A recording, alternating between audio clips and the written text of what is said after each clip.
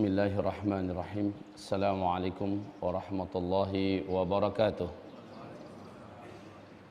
Alhamdulillahi rabbil alamin wal aqibatu lil muttaqin wala udwana illa 'alal zalimin. Asyhadu an la ilaha illallah wahdahu la syarikalah wa asyhadu anna Muhammadan 'abduhu wa rasuluh la nabiyya ba'dah. Qala Allah subhanahu wa ta'ala: Ya ayyuhalladzina amanu taqullaha haqqa tuqatih wa la tamutunna illa wa antum muslimun. Wa qala subhanahu wa ta'ala: Ya ayyuhan nasu taqu rabbakumul ladzi khalaqakum min nafsin wahidah wa khalaqa minha zawjaha wa batha minhuma rijalan katsiran wa nisaa'a wattaqullaha alladzi tasaaluna bihi wal arham innallaha kana 'alaikum raqiba. Wa qala ya ayyuhalladzina amanu taqullaha wa qulu qawlan sadida yuslih lakum a'malakum wa yaghfir lakum dhunubakum wa man yuti'illaha wa rasulahu faqad faza fawzan 'azima.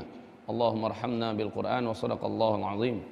Wa qala an-nabi sallallahu alaihi wasallam innamal a'malu binniyat wa innama likulli imri'in ma nawah. Faman kanat hijratuhu ila Allahi wa rasulih fahijratuhu ila Allahi wa rasulih.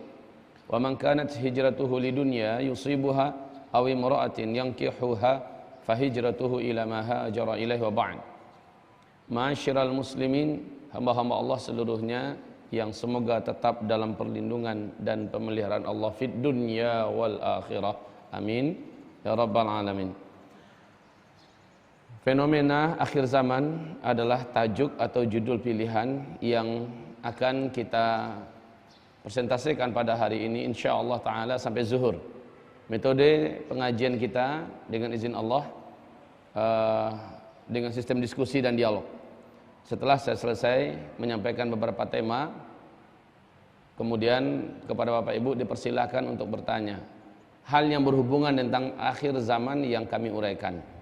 Selagi ada ilmunya akan saya jawab, jika tidak ada ilmunya saya tidak akan malu mengatakan la adri, saya tidak tahu.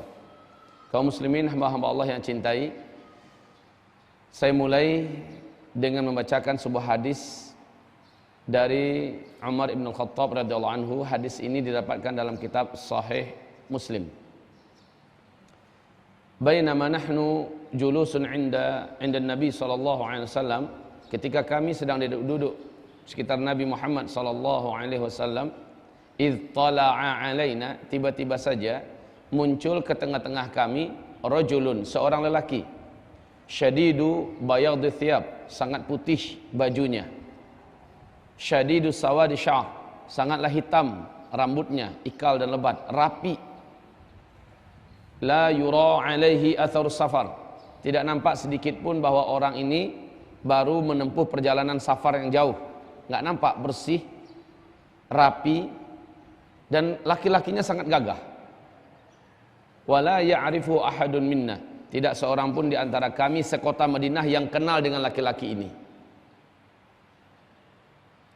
Fajalasa ila Nabi sallallahu alaihi wasallam, dia duduk di hadapan Nabi Muhammad sallallahu alaihi wasallam, fasnada rukbatih ila rukbatih, dia adukan kedua lututnya dengan dua lutut Nabi Muhammad sallallahu alaihi wasallam, wa wada'a kaffaihi ala fakhidhihi, kemudian dua telapak tangannya dia letakkan di atas kedua paha Nabi.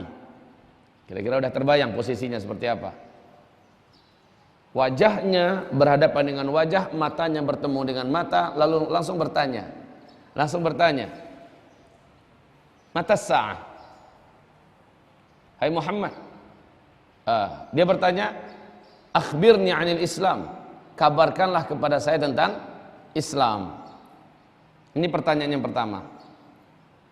Maka Nabi menjawab dengan rukun Islam yang 5. Al-Islam an tashhada an la ilaha illallah wa anni rasulullah wa tuqimas shalah wa tasuma ramadan wa tu'tiya zakah wa tasuma ramadan wa tahujjal bait in istata'ta ilaihi sabila. Setelah Nabi menjawab dengan rukun Islam yang 5, apa katanya? Shadaqta, jawaban Anda benar. Apa komentar Umar? Fa'ajibna minhu yas'aluhu wa yusaddiquh. Heran kami dengan orang ini, dia yang datang bertanya, dia pula yang membenarkan jawaban Nabi.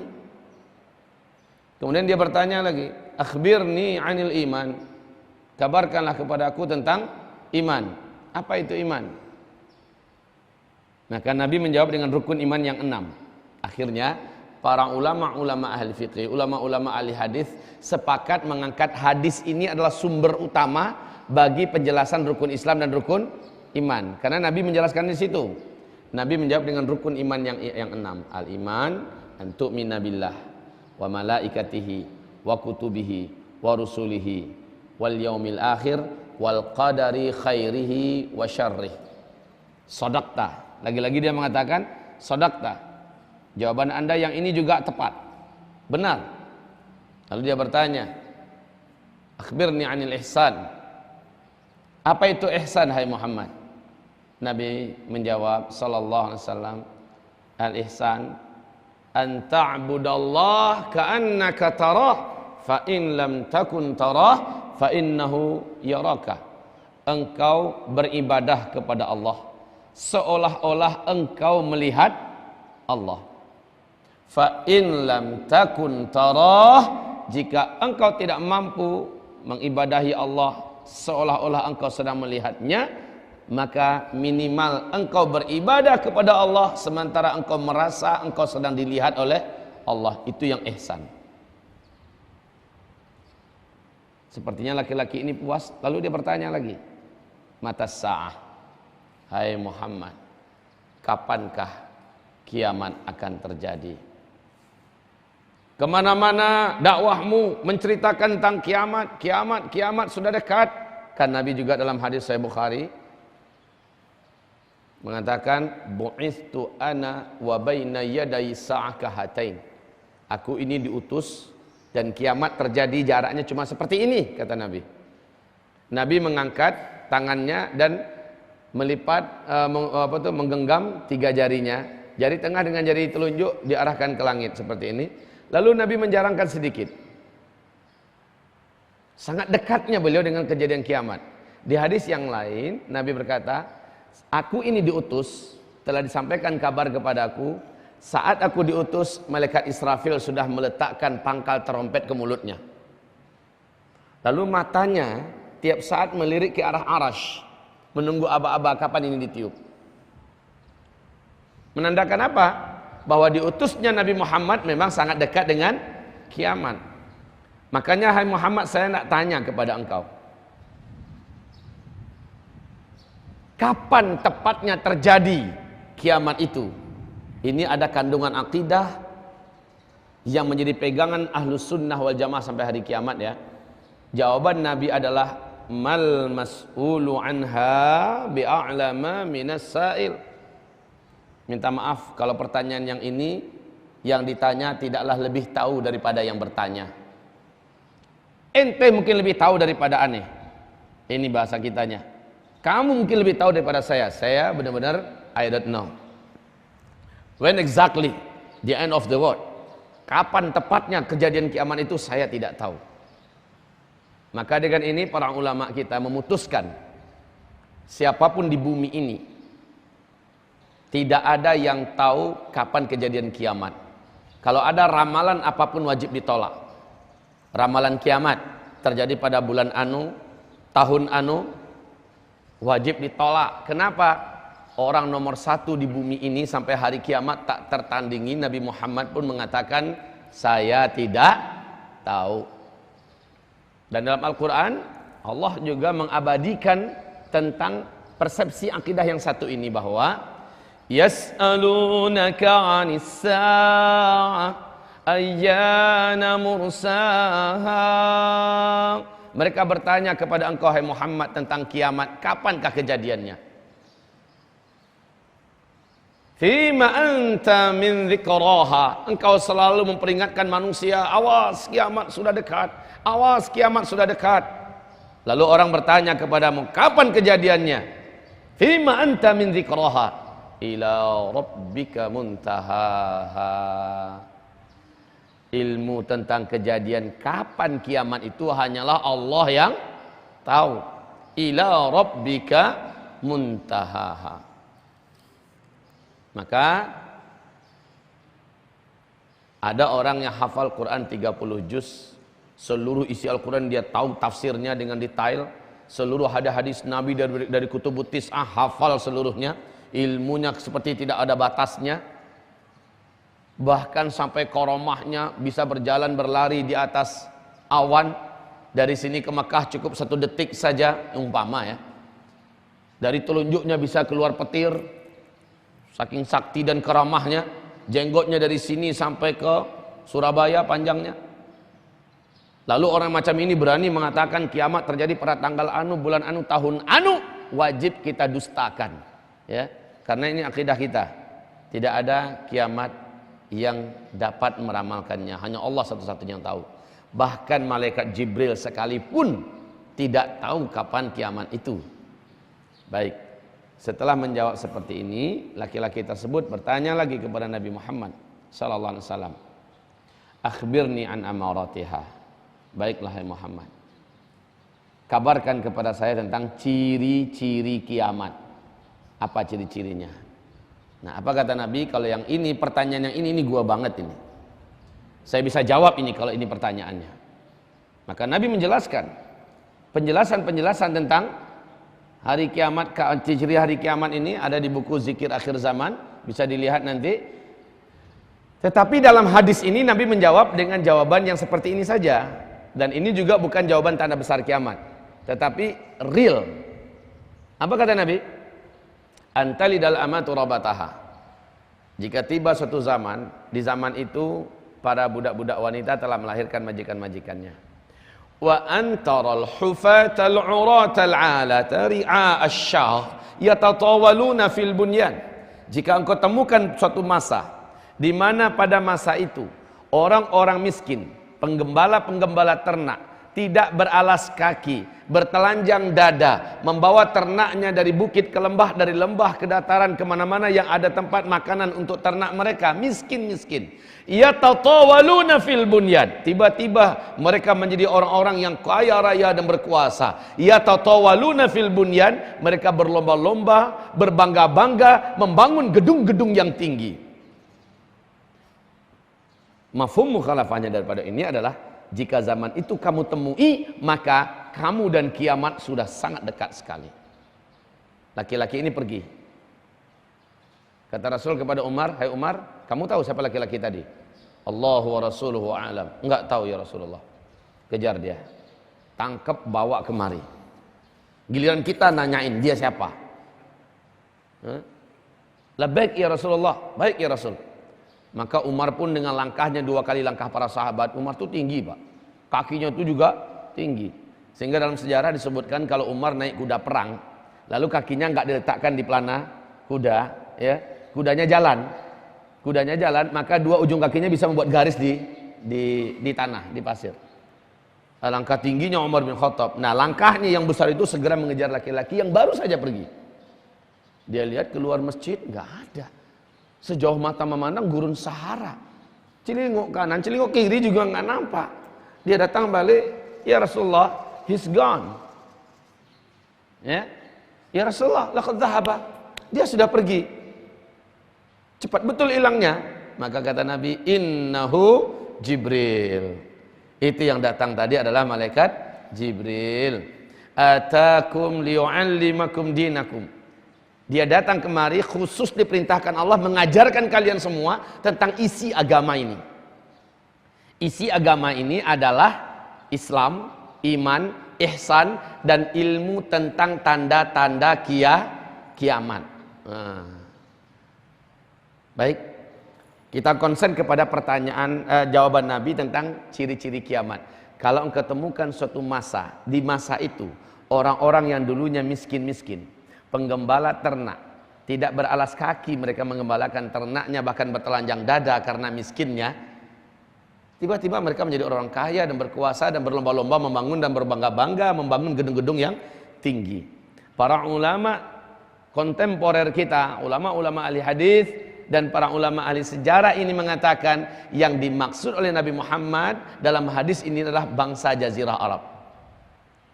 Bangsa Jazirah Arab. Jazirah Arab itu pak, sebelum minyak bumi ditemukan, mereka miskin, penggembala ternak. Udah ma'ruf lah seluruh dunia, mereka penggembala ternak. Tapi ketika runtuh khilafah Utsmaniyah di Turki, khilafah Islamiyah Turki, Al-Utsmani di Turki, ya, mereka memisahkan diri dan Jazirah Arab pun dipecah menjadi negara-negara tersendiri. Ada yang mendirikan negaranya Al-Mamlakah Al-Arabiyah As-Saudiyah atau Kerajaan Arab Saudi. Ada yang membuat negaranya Qatar, ada yang membuat negaranya disebut dengan Uni Emirat Arab, ada yang menyebut negaranya dengan Kuwait, ada yang menyebut negaranya dengan Oman, ada yang menyebut negaranya dengan Yaman. Nah, ini macam-macam. Dulunya Jazirah Arab satu, sama-sama miskin, penggembala ternak, nggak ada penghasilan yang lain. Tanahnya mati, mau jadikan cocok tanam apaan? Jadi betul-betul dalam keadaan miskin. Tapi ketika minyak bumi ditemukan, mereka menjadi orang-orang kaya di muka bumi ini dan menjadi orang-orang yang mempunyai pengaruh dan menentu perekonomian dunia. Orang-orang yang berkuasa. Yatatawaluna fil bunyan. Mereka menjadi orang-orang yang berlomba-lomba, bahkan berbangga-bangga dengan gedung-gedung yang tinggi. Tafadhol, silakan lihat. Orang-orang yang pulang dari Mekah, Madinah aja bisa melihat apa yang dibangun oleh kerajaan Arab Saudi sekitar Masjidil Haram. Masya Allah, gedung-gedung tinggi pencakar langit, keren-keren Pak. 2018 itu mega proyek kelas internasional terbaik, the best in the world, ya. Itu akan selesai di 2018 sekitar Masjidil Haram. Kemudian di Madinah Pak, sekitar Masjid Nabawi dibangun gedung-gedung hotel bintang 5. Kalau Bapak ke Riyadh, Bapak lupa kalau sedang di Arab Pak, metropolitan ala Eropa. Masya Allah, ya. Kalau seandainya Bapak pernah main-main ke Doha, Ibu pernah main ke Dubai, ya contohnya, apalagi Kuwait, ini negara Masya Allah kota-kotanya sudah mewah-mewah kaum muslimin. Lah sekarang gedung yang tertinggi di dunia itu adanya di Dubai, disebut dengan Burj Khalifa. Ketinggiannya 840-an meter lebih dan kurang. Masya Allah Pak, hampir 1 kilo. Dan sudah dinikmati beberapa tahun. Ternyata Arab Saudi hari ini sedang membangun gedung tertinggi di muka bumi nomor 1 di Jeddah. Jadi Bapak sebelum masuk perbatasan, kalau Bapak dari Mekah keluar dari perbatasan itu masuk Jeddah, dekat di tepian pantai Laut Merahnya, Bapak akan menyaksikan pembangunan yang direncanakan 2018 ini selesai, tingginya 1,2 km. Bapak Ibu kalau naik lift, dan itu lift dengan kecepatan tertinggi di dunia, diperkirakan 15 menit baru sampai di atas. 15 menit di lift yang paling cepat di dunia Pak, baru nyampe di atas. 1,2 km. Hadis Nabi terwujud, yaitu orang-orang miskin, penggembala ternak, tidak beralas kaki, bertelanjang dada, tiba-tiba mereka menjadi orang-orang kaya dan berkuasa, berlomba-lomba membangun gedung-gedung yang tinggi. Apabila zaman itu sudah kamu temui, kiamat dekat dengan itu. Inilah dia. Maka laki-laki ini pergi dan Nabi mengatakan itu malaikat Jibril. Kaum muslimin yang kami muliakan, benarkah adakah tanda-tanda yang lain yang mendukung? Wow, sangat banyak. Semoga saja Bapak dan Ibu udah sarapan pagi tadi. Soalnya ini tegangan tinggi nih yang mau disampaikan. Kalau umpamanya lemah-lemah darahnya, lebih baik sarapan dulu dah. Ya, supaya tegangannya dan tekanannya juga seimbang, Pak. Kaum muslimin yang kami muliakan, saya mau sampaikan kepada Bapak Ibu sebuah hadis berikut ini dari Ibnu Majah.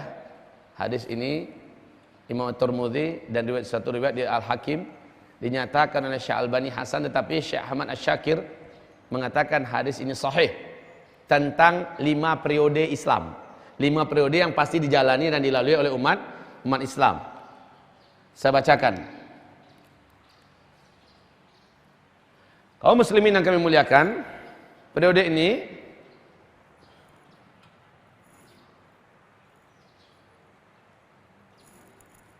saya bacakan dulu hadisnya. Takunun nubuwah fikum masyaallah an takun. Thumma yarfa'uha Allah idza syaa yarfa'ha. Thumma takunu khilafatan ala minhajin nubuwah. Fatakunu masyaallah an takun. Thumma yarfa'uha idza syaa yarfa'ha. Thumma yakunu mulkan 'addan. fatakunu ma sya'allah an takun. Thumma yarfa'uha idza sya'a yarfa'aha.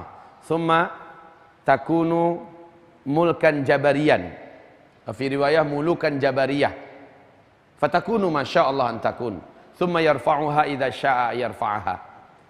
Thumma takunu khilafatan ala minhajin nubuwah. Fatakunu thumma sakat. Thumma sakata. Hadis ini dinyatakan oleh Syekh Ahmad Asy-Syakir sebagai hadis sahih bahwa umat Islam ini akan melalui 5 periode sejarah. Umat Islam ini akan melalui 5 periode sejarah. Yang pertama, jadi startingnya dimulai dengan Nabi Muhammad diutus sebagai nabi dan rasul. Berarti itu dalam usia 40 tahun. Startnya dari sini. Yang 5 periode sejarah ini startnya dari diutusnya beliau sebagai nabi dan rasul. Disebut dengan fase kenabian. Nah, kaum muslimin, di dalam hadis ini Nabi menyebutkan Allah menentukan waktu dari fase pertama ini. Apabila menurut Allah waktunya sudah berakhir, Allah pun mengangkat periode pertama ini. Selesai. Dan sepakatlah seluruh ahli sejarah, fase yang pertama ini telah berakhir dengan wafatnya Nabi Muhammad sallallahu alaihi wasallam.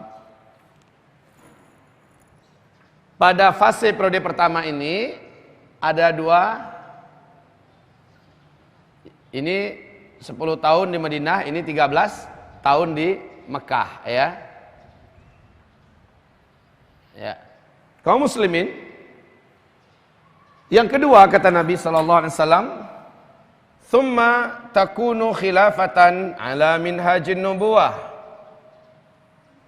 Kemudian masuk fase ketiga, kedua, yaitu fase kekhilafahan. Dengan konsep kenabian. Fase kekhilafan dengan konsep kenabian. Fatakunu masyaallah antakun. Fase ini akan berjalan sesuai dengan waktu yang telah Allah tetapkan. Fayarfa'uha idza syaa ayarfa'aha. Apabila fase ini menurut Allah sudah habis waktunya, Allah pun mengangkat fase yang kedua ini. Dan fase ini disepakati oleh sejarah pun telah berakhir dengan wafatnya Khalifah Islam yang nomor 4, Ali bin Abi Thalib. Selesai. Langsung masuk pada fase yang ketiga. Nabi mengatakan, "Tsumma," kemudian, "takunu atau yakunu mulkan 'addan." Kemudian kalian masuk kepada fase kekhalifahan dengan sistem kerajaan.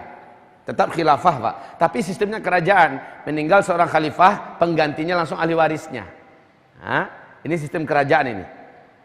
Disebut yang kekhilafahan karena masih terfokus pada satu sentral pemerintahan, ya. Sebut dengan khilafah, tapi sistemnya sistem kerajaan. Maka ini disebut dengan fase kerajaan. Kaum muslimin yang kami muliakan, fase ini akan berakhir. Fatakunu masyaallah antakun. Fase ini Allah biarkan berjalan sesuai dengan waktu yang telah ditetapkan. Apabila menurut Allah waktunya sudah selesai, Allah pun mengangkat fase yang ketiga. Dan qadarullah, para ahli sejarah kita menyepakati fase yang ketiga ini telah berakhir pada tanggal 3 bulan Maret 1924. Ini kejadian apa nih?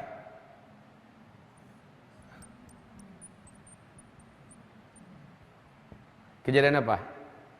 Runtuhnya khilafah al-Islamiyah al-Utsmaniyah di Turki. Berakhir sudah fase yang ketiga ini. Kita ada berapa fase tadi, Pak? Ada 5 fase. Ini baru 3. Yang 3 sudah selesai. Kita masuk pada fase keempat. Ini adalah fase kegelapan umat Islam. Ini fase tanpa khilafah. Fase di mana umat Islam betul-betul diteror dan Islam betul-betul diserang habis-habisan. Inilah fase yang paling berat, di mana Nabi memperingatkan pada fase ini bakal banyak umatnya yang murtad. Fase yang keempat disebut dengan mulkan jabariyan atau mulukan jabariyah. Ini fase keempat disebut dengan fase kediktatoran. Ya, pada fase ini tidak ada khilafah.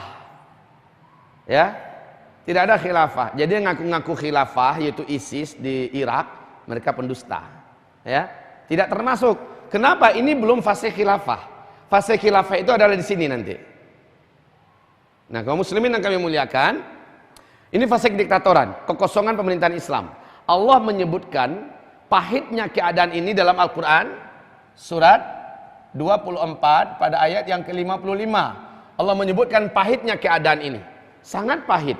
Keadaan umat Islam dalam keadaan Islam ini digoyang segoyang-goyangnya, Pak. Diserang dari luar, dari dalam, dari depan, dari belakang, kanan, kiri, atas, bawah. Betul-betul bonyok Islam ini. Kalaulah Allah yang bukan menjaga Islam ini, maka Islam tidak akan mampu lagi bertahan di bumi. Ini Islamnya. Kaum muslimin apalagi banyak yang betul-betul berguguran. Yang nggak kuat pegangannya, dia akan berjatuhan. Dia akan berjatuhan.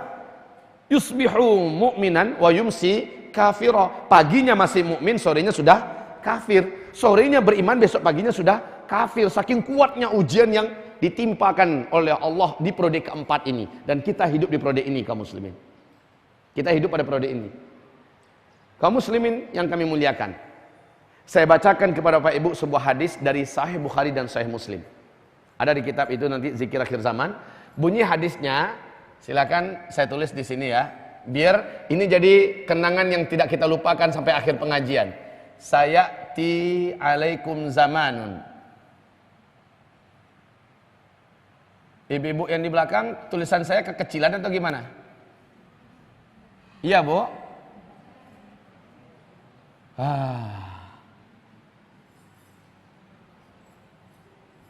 Sayati alaikum zamanun alladzi ba'dahu syarrun minhu hatta talqaw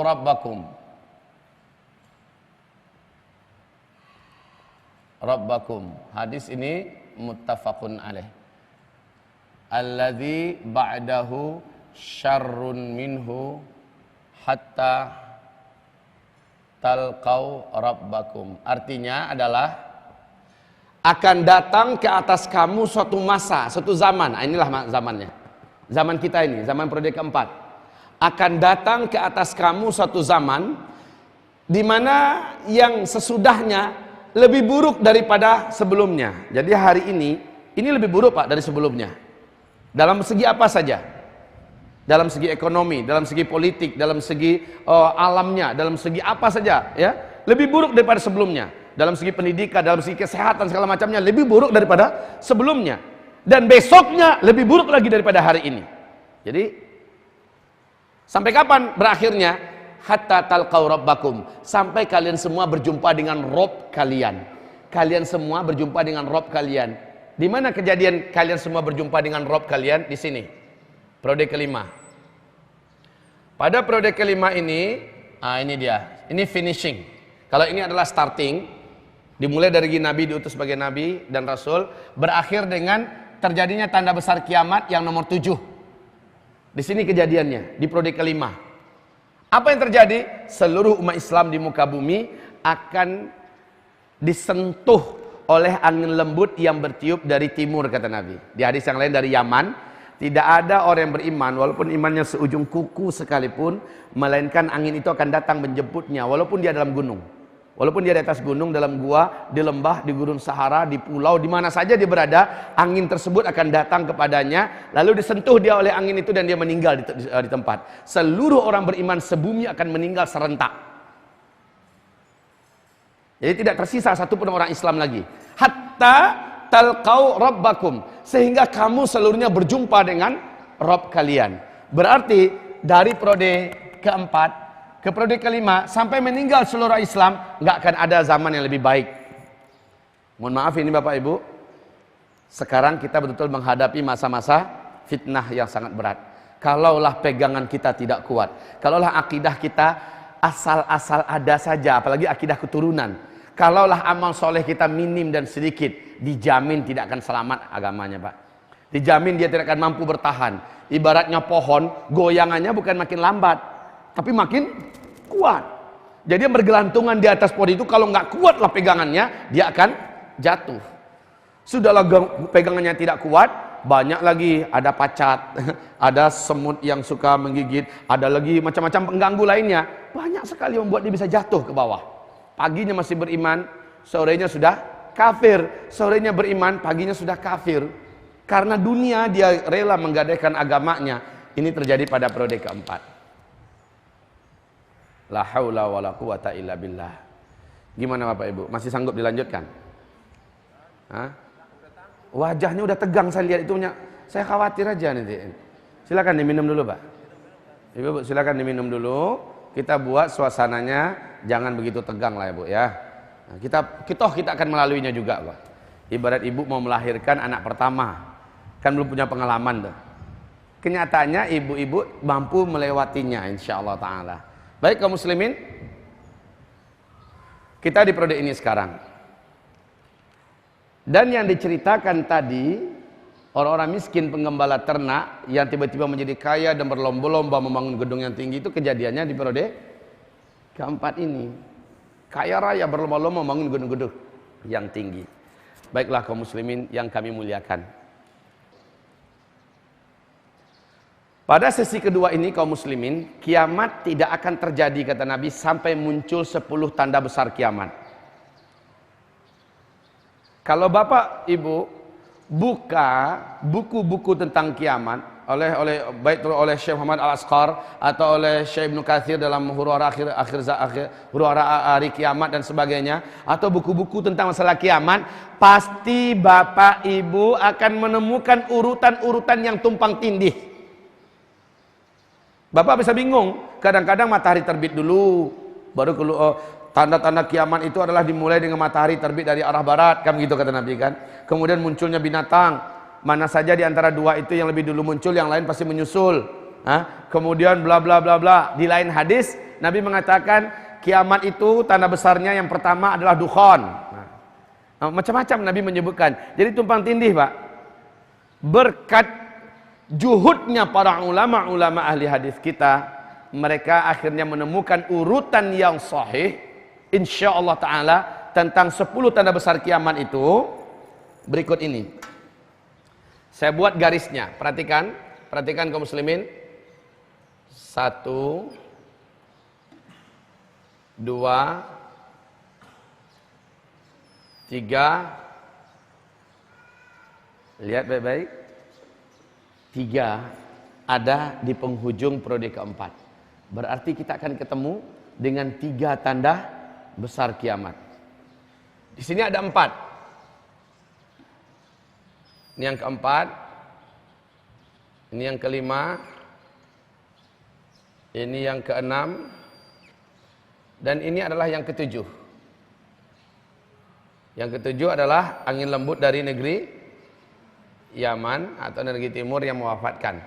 Nah, tidak ada lagi orang Islam. 3 berikutnya, 1 2 3. Ini akan terjadi pada orang-orang kafir saja yang tersisa hidup di bumi. Tak ada lagi orang Islam di sini, Pak. Orang Islam sudah meninggal dunia seluruhnya, serentak. Ya. Jadi hamba-hamba Allah yang kami muliakan, yang ke-10, 9 dan 8 orang Islam tidak akan menyaksikannya sama sekali. Tapi 7 tanda besar kiamat akan disaksikan oleh umat Nabi Muhammad SAW. Yang pertama, yang kedua, yang ketiga, yang keempat, yang kelima, yang keenam. Hamba-hamba Allah yang kami muliakan, dan Nabi bersabda sallallahu alaihi wasallam, tidak akan terjadi kiamat sampai 10 tanda besar ini muncul seluruhnya. Subhanallah, dalam tamtsil Nabi yang lain, Nabi menyebutkan persis seperti wanita yang akan melahirkan ada 10 bukaan. Nah, ini sesuatu yang menakjubkan dari Nabi, Pak. Nabi itu bukan bidan, bukan dokter spesialis kandungan, tapi dia menyebutkan bahwa 10 tanda besar kiamat itu, kalau yang 10 ini sudah terjadi, maka baru kiamat terjadi. Persis seperti wanita yang akan melahirkan, ada 10 bukaan. Masya Allah. Kalau Bapak nggak percaya, tanya sama ibu-ibu Pak yang udah melahirkan. Ada 10 bukaan. Apa itu 10 bukaan? Ketika udah 9 bulan penuh, nah itu udah nunggu-nunggu hari itu kan. Tahu-tahu pecah ketuban. Pas diperiksa udah bukaan 1. Umpama ya. Oh, belum pecah ketuban, baru bukaan 1. Lalu bukaan 2, bukaan 3, bukaan 4. Makin ke atas Bu, makin cepat nggak jarak waktunya? Makin deket kan? Iya. Bapak nggak punya pengalaman Pak. Bapak nggak punya pengalaman. Jadi nggak usah ngangguk Bapak. Ibu-ibu ngerti banget ini. Saya alhamdulillah anak saya 13 baru Bapak Ibu. Sekarang ini alhamdulillah 12 anak saya dampingi istri saya melahirkan dari A sampai Z. Jadi saya ngelihat persis bagaimana prosesnya itu. Istilahnya kalaupun nggak ada bidan saya percaya diri dah insya Allah untuk nangani sendiri istri kalau melahirkan. Besok ini Pak bulan 9 anak ke-14 lahir. Hobi Pak punya anak banyak. Bapak Ibu yang kami muliakan, udah minum Bapak tadi Pak?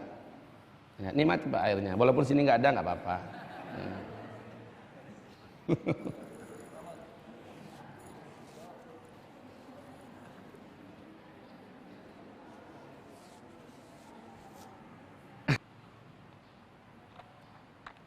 10 tanda besar hari kiamat ini dimulai dengan kemunculan yang terlaknat, manusia yang paling dikhawatirkan oleh seluruh nabi dan rasul yang pernah diutus ke bumi ini.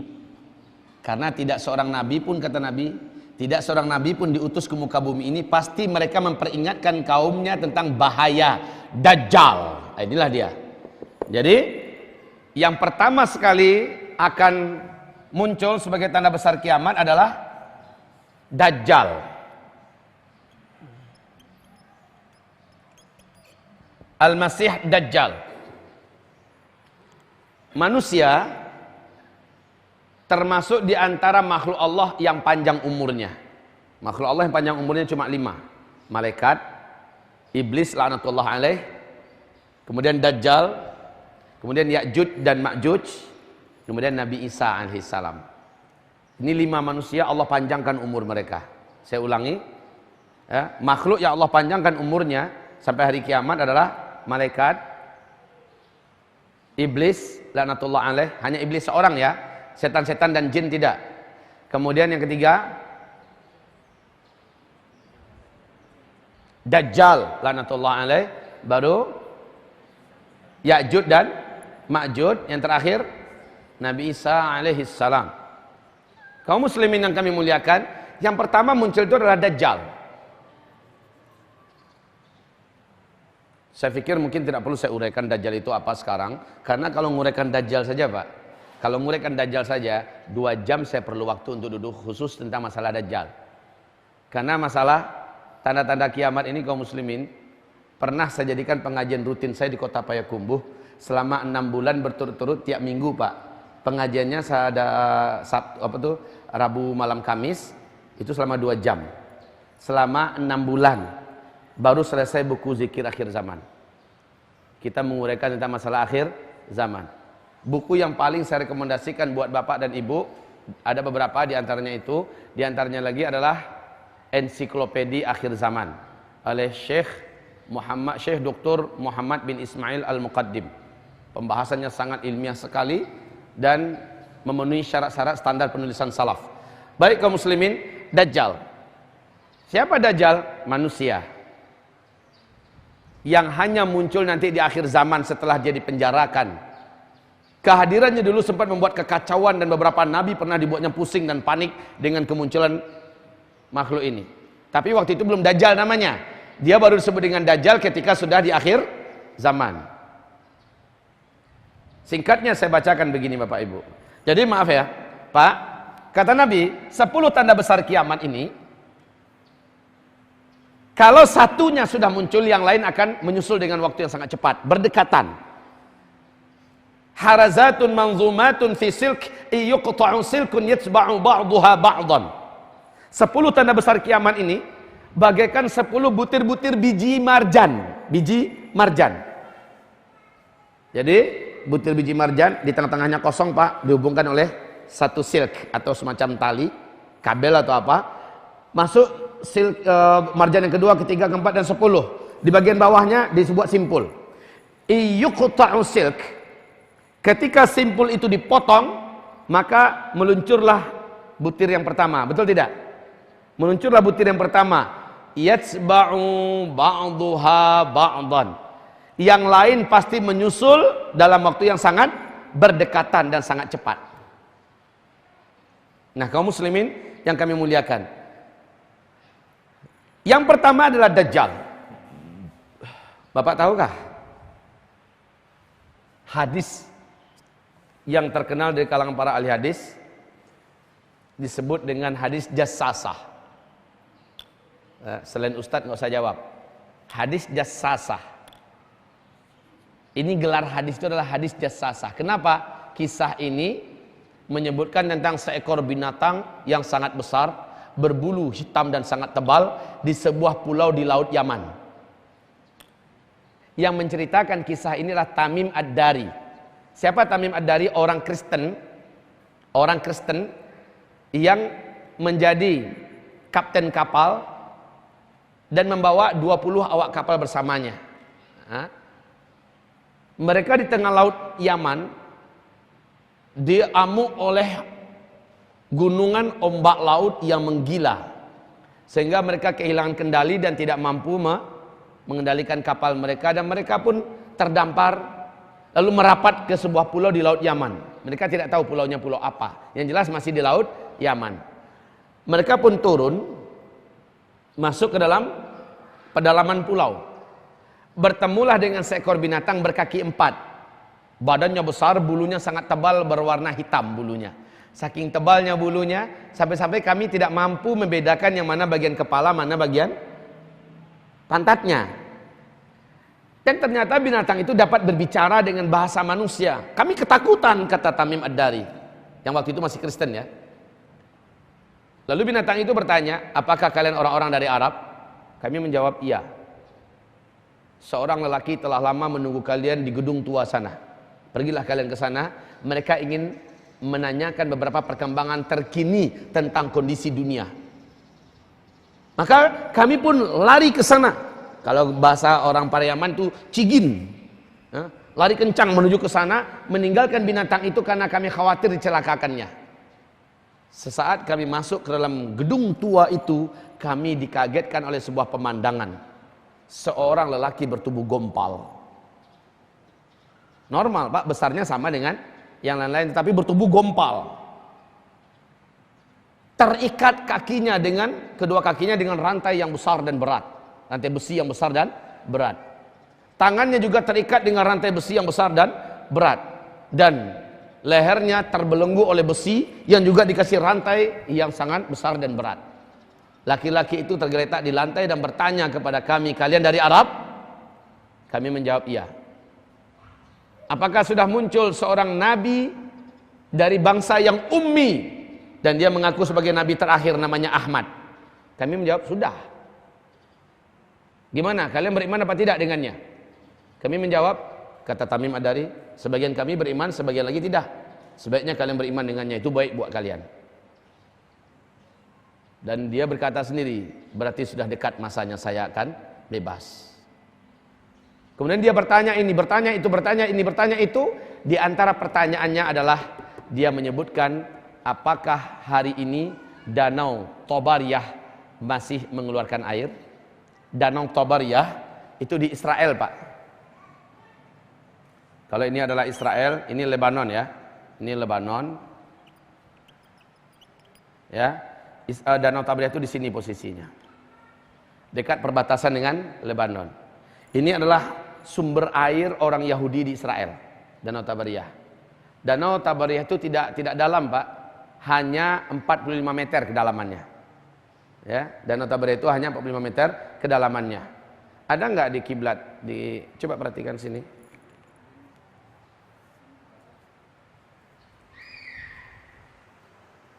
Nah ini di majalah Kiblati, insya Allah saya uraikan sebentar lagi.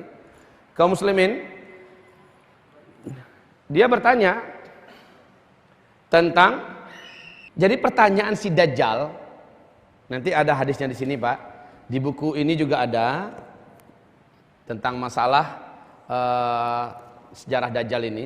Dia bertanya kepada Tamim Ad-Dari, apakah Danau Tabariyah dalam hadis begini tulisannya.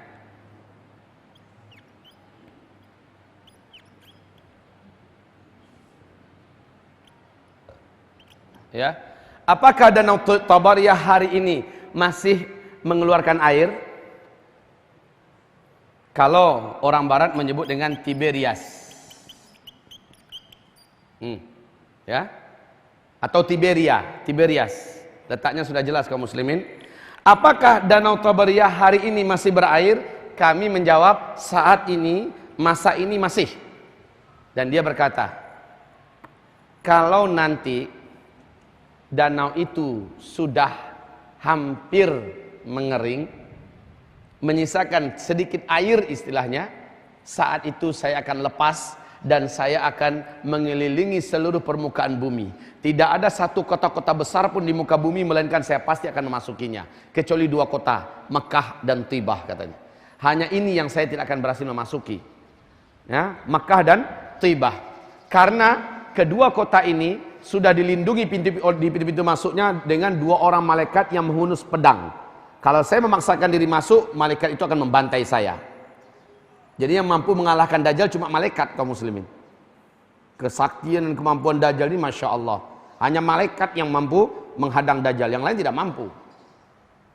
Dan ada satu manusia satu-satunya yang Allah jadikan mempunyai kekuatan 2 kali lipat daripada Dajjal, yaitu Nabi Isa. Makanya tanda besar kiamat yang kedua adalah turunnya Nabi Isa. Hanya Nabi Isa yang mampu membunuh Dajjal, yang lain tidak ada.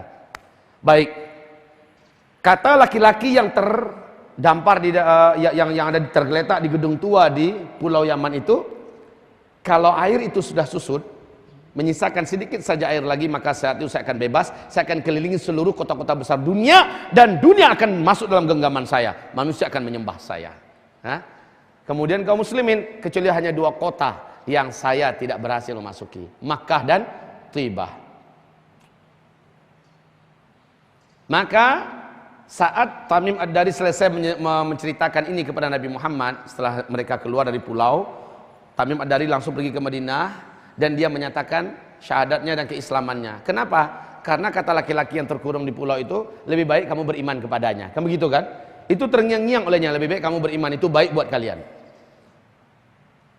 Nah, ketika dia menyatakan syahadatnya, Nabi menerima, lalu dia belajar Islam kepada Nabi, kemudian dia menceritakan pengalamannya yang terdampar di Pulau Yaman. Sesaat mendengarkan setelah itu, Nabi segera menyuruh Bilal, "Hai Bilal, kumandangkan azan." Maka Bilal mengumandangkan azan. Berkumpullah kaum mukminin dan mukminat di kota Madinah. Nabi menceritakan apa yang terjadi pada pengalaman Tamim Ad-Dari. Dan Nabi berkata, ketahuilah oleh kalian, laki-laki yang ada di Pulau Laut Yaman itu adalah Dajjal. Dan 2 kota yang tidak dapat dimasukinya, Makkah dan Tibah. Ketahuilah Tibah itu adalah Madinah ini. Tibah itu adalah Madinah ini. Hanya 2 kota ini yang tidak akan dapat dimasuki oleh Dajjal, laknatullah alaih. Subhanallah kaum muslimin. Dan Nabi mengatakan, saat Dajjal mendatangi kota Madinah, pada masa itu kota Madinah mempunyai 7 pintu masuk. Memiliki 7 pintu masuk. Jadi di berbagai penjuru negeri Pak, kota Madinah itu mempunyai 7 pintu masuk saat itu kata Nabi. Di setiap pintu masuk 2 orang malaikat telah menghunus pedang. Kalau Dajjal memaksa masuk, dia akan dibunuh oleh 2 malaikat ini. Karena kesal, tidak berhasil memasuki Mekah, tidak juga Madinah, maka dia naik ke atas bukit Qubaish atau bukit garam. Kalau orang Arab di Madinah sekarang menyebutkan bukit Dajjal. Qadarullah kaum muslimin, entah apa nih rahasianya. Saat ini Jabal Qubaish atau bukit garam ini sudah dibangun di luar Madinah menjadi istana kerajaan Arab Saudi. Pas di atas bukit Jabal Qubaish itu, atau disebut juga dengan Jabal Dajjal. Mohon maaf ini kaum muslimin, saya tidak tahu rahasianya apa. Yang jelas banyak simbol-simbol kerajaan Arab Saudi adalah simbol Dajjal memang. Jadi kaum muslimin yang kami muliakan, hari ini Nabi mengatakan Dajjal akan naik ke bukit Jabal Qubaish. dan melihat ke arah kota Madinah, lalu menunjuk ke arah Masjid Nabawi. Apa katanya? Itu adalah istana putihnya Muhammad. Itu adalah istana putihnya Muhammad. Itu adalah istana putihnya Muhammad. Lalu dia menghentakkan kakinya 3 kali ke bumi dalam keadaan marah. Maka gempalah kota Madinah. Saking saktinya dia, Pak.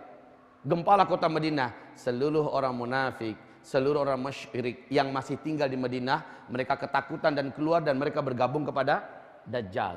Kata Rasulullah, hadza yaumul khalas. Nah, inilah pada kejadian seperti ini Madinah betul-betul bersih dari orang-orang musyrik dan unsur-unsur kaum munafikin. Betul-betul bersih. Tak ada lagi orang musyrik, orang-orang munafik yang tinggal di kota Madinah bergabung dengan Dajjal. Pertanyaan saya, kenapa Nabi menyebutkan bahwa Dajjal nanti akan berkata itu adalah istana putihnya Muhammad? Itu Masjid Nabawi.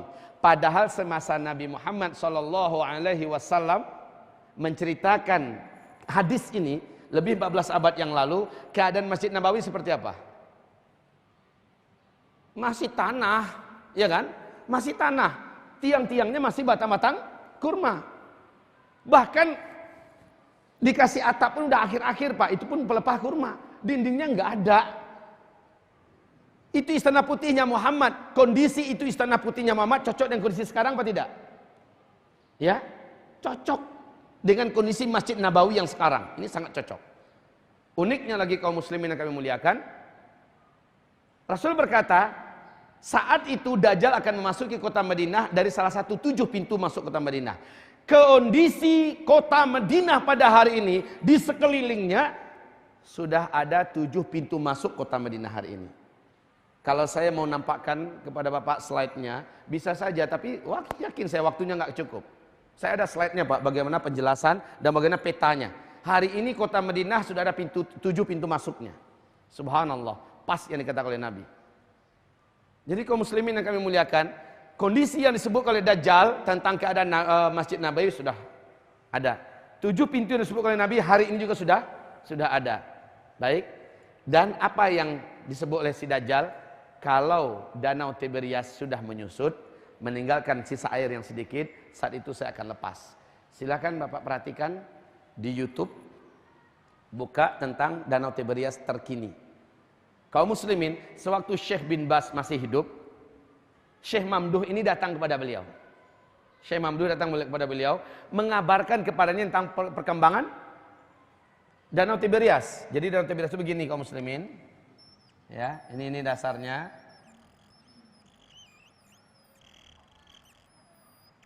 Ya. Kedalamannya hanya berapa meter tadi? Hanya 45 meter. Tidak dalam. Nah, kaum muslimin yang kami muliakan, waktu masih hidup Syekh bin Bas, Syekh Mamduh mengabarkan kepada Syekh bin Bas, cerita kepada beliau, ada di buku ini, di majalah ini, Pak. Dan lihat gambar ini. Apa kata Syekh Mamduh? Syekh, danau Tiberias hari ini pada tahun Syekh bin Bas masih hidup ya, sudah menyusut 16 meter airnya. 16 meter. Perhatikan kaum muslimin. Danau dengan kedalaman hanya 45 meter, susut 16 meter itu beberapa tahun yang lalu. Padahal dalam sejarah danau ini tidak pernah kurang airnya, tidak pernah kaum muslimin. Yang menyebabkan basah dada Syekh bin Bas menangis dan beliau berkata ini adalah zaman keluarnya Dajjal. Sambil menangis beliau mengatakan hadza zamanu khurujid Dajjal. Inilah zaman Dajjal itu akan keluar, zaman kita, zaman periode keempat ini.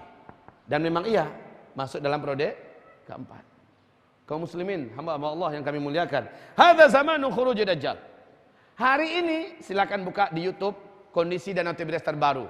Perhatikan Bapak. Bagian dasar daripada tonjol-tonjolan dasar ini sekarang sudah muncul bagaikan pulau sekarang.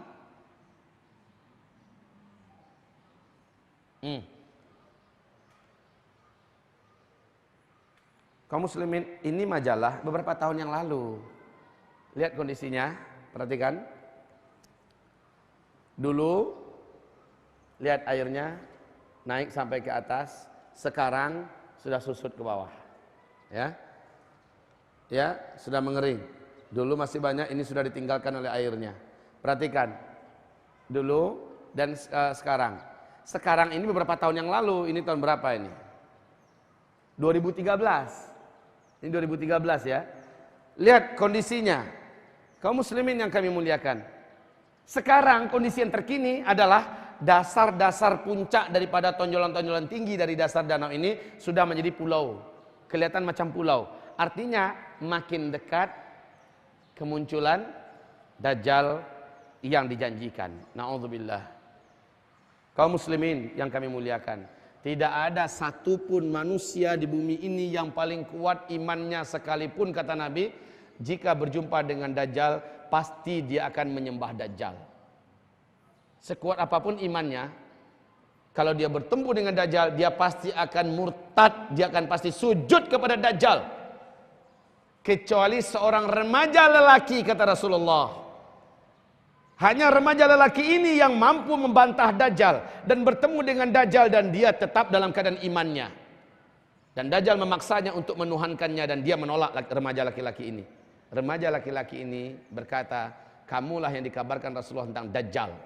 Dan kami wajib mengkafiri kamu. Dajjal pun murka kepadanya. Lalu Dajjal menjambak rambut kepalanya dan menggergajinya hidup-hidup. Kepalanya digergaji hidup-hidup, Pak. Hadis ini sahih. Lalu meninggallah remaja lelaki ini. Setelah tergeletak, darah bersimbuhan kemana-mana. Dajjal mengelilinginya satu kali keliling. Kemudian dia berkata, "Qum, bangkit kamu, bangun." Maka Allah mengizinkan tubuh remaja lelaki ini kembali bertaut.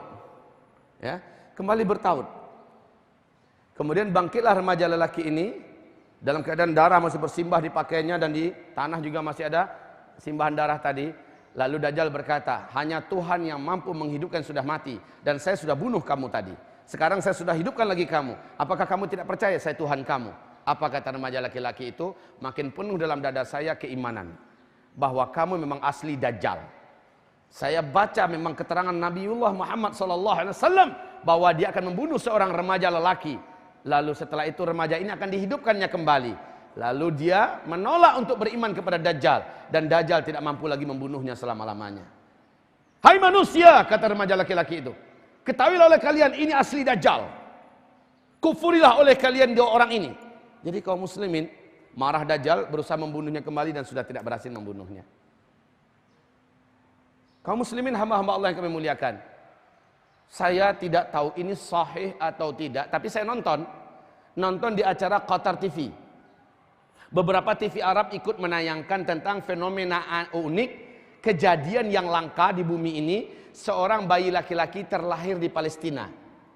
Boleh buka di YouTube nanti bagaimana wawancara ini terjadi di Qatar TV, di beberapa TV Arab. Diwawancarai dan apa katanya?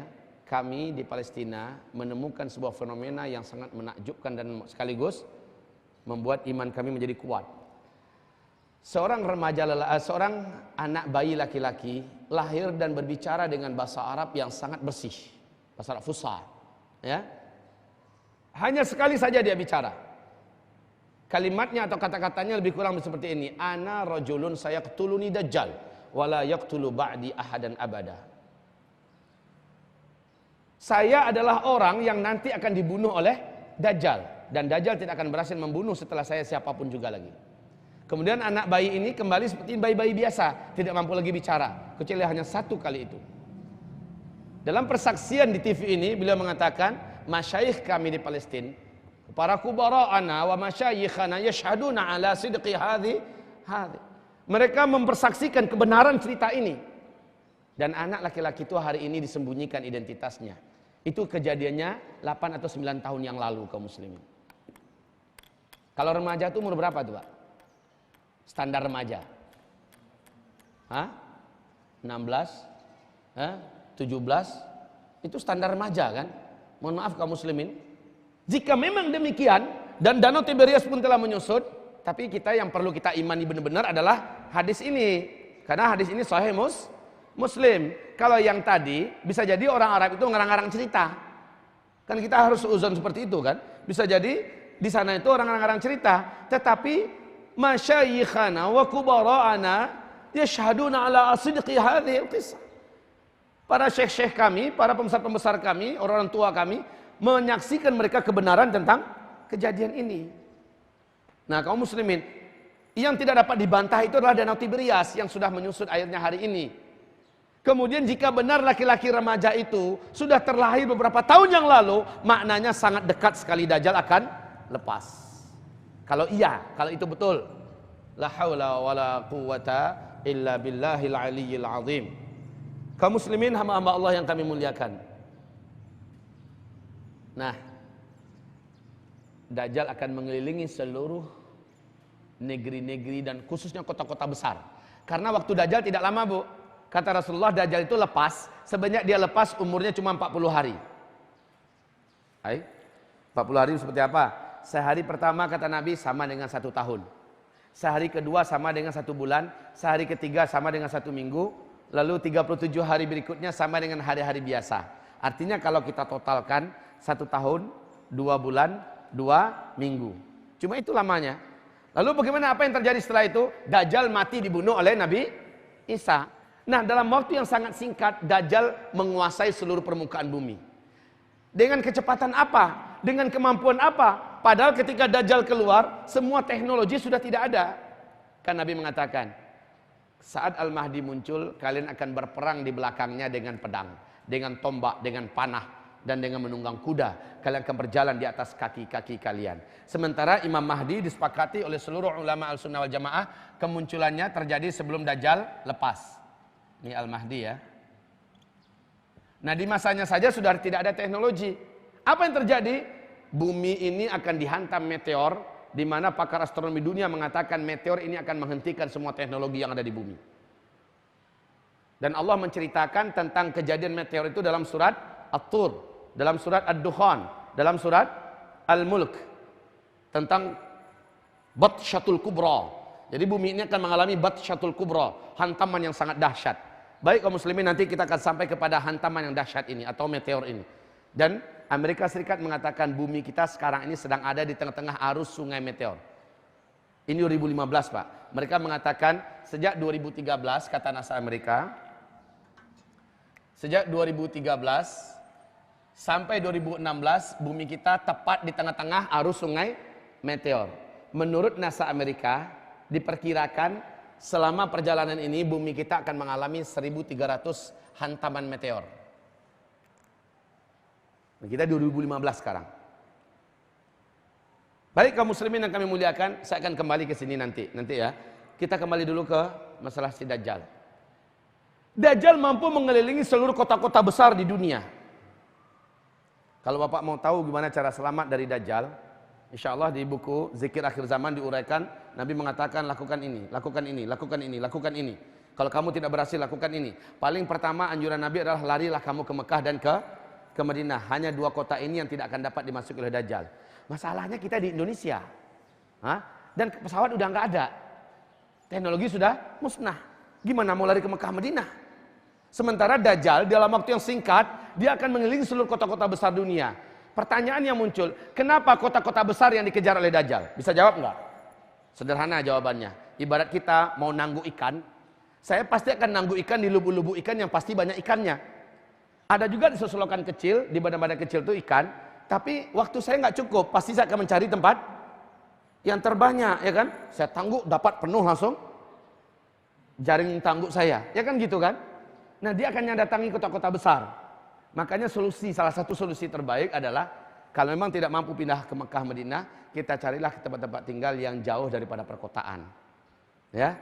Lebih bagus nanti ada tempat-tempat yang ada lembahnya atau ada bukitnya atau ada gunungnya, buatlah situ sebuah peradaban, buat situ sebuah persiapan, itu salah satunya. Tapi jangan salah-salah. Kalau lari ke sana tapi imannya lemah, justru ketika Dajjal datang dia akan turun meninggalkan gunung-gunung. Ada pula kata Nabi, orang-orang nanti akan meninggalkan gunung-gunung, kampung-kampung, lembah-lembah menuju ke kota-kota menanti kedatangan Dajjal. Kenapa Dajjal dinanti kedatangannya? Karena Dajjal bagi-bagikan kehidupan saat orang kelaparan.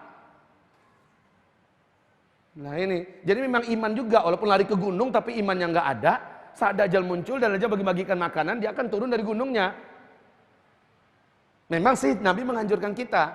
Nah kaum muslimin yang kami muliakan, jadi Dajjal mendatangi kota-kota besar, apalagi Jakarta. Wah, ini paling nomor 1 prioritas, Pak. Prioritas Dajjal. Ini Depok, apa lagi Depok? Mau Jabodetabek, ya?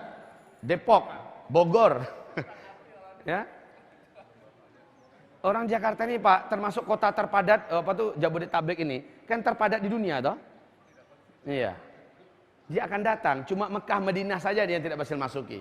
Baik, kaum muslimin yang kami muliakan, Dajjal tidak lama masanya. Kalau Dajjal sudah muncul, tanda besar kiamat yang kedua pasti menyusul. Pasti, yaitu Nabi Isa turun. Dalam akidah kita, kaum muslimin, Nabi Isa tidak pernah dibunuh. Tidak pernah. Nabi Isa diangkat fisiknya secara hidup oleh malaikat menuju ke langit dunia dan dia disimpan di sana. Dibuat oleh Allah, dia tidak tersentuh oleh waktu dan zaman. Persis seperti Ashabul Kahfi dalam perut gua, 309 tahun ternyata mereka tetap muda. Dan Allah melakukan hal itu kepada Nabi Isa hari ini di langit dunia. Sehingga Nabi berkata dalam Isra Mi'raj, saya bertemu dengan saudara saya Isa dalam usia dia saat diangkat. Jadi masih muda sampai hari ini. Dia turun nanti Nabi Isa dalam usia 33 tahun. Nabi Isa nanti turun ke muka bumi dalam usia 33 tahun. Siapa yang sekarang usia 33?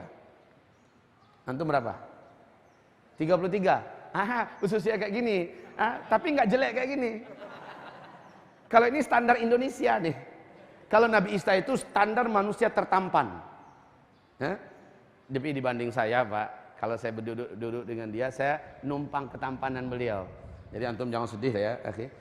Kaum muslimin yang kami muliakan, Nabi Isa nanti turun dalam keadaan di usia 33 tahun kata Nabi.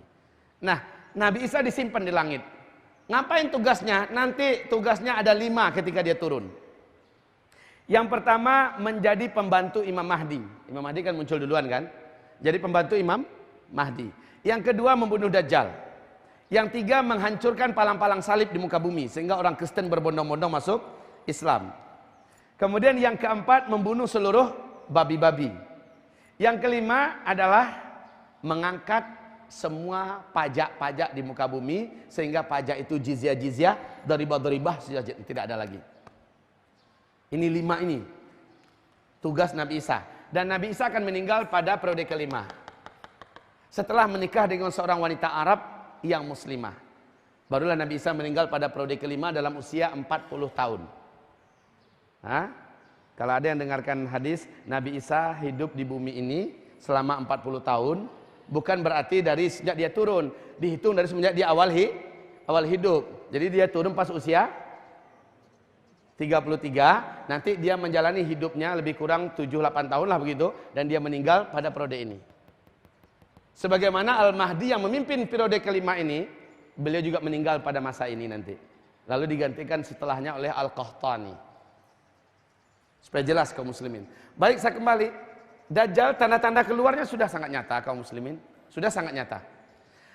Setelah Dajjal berhasil mengumpulkan sebanyak-banyaknya pengikut di muka bumi ini, Dajjal kembali mengepung Mekah Madinah dan ternyata gagal. Lalu dia mengepung Imam Mahdi yang saat itu ada di Damaskus.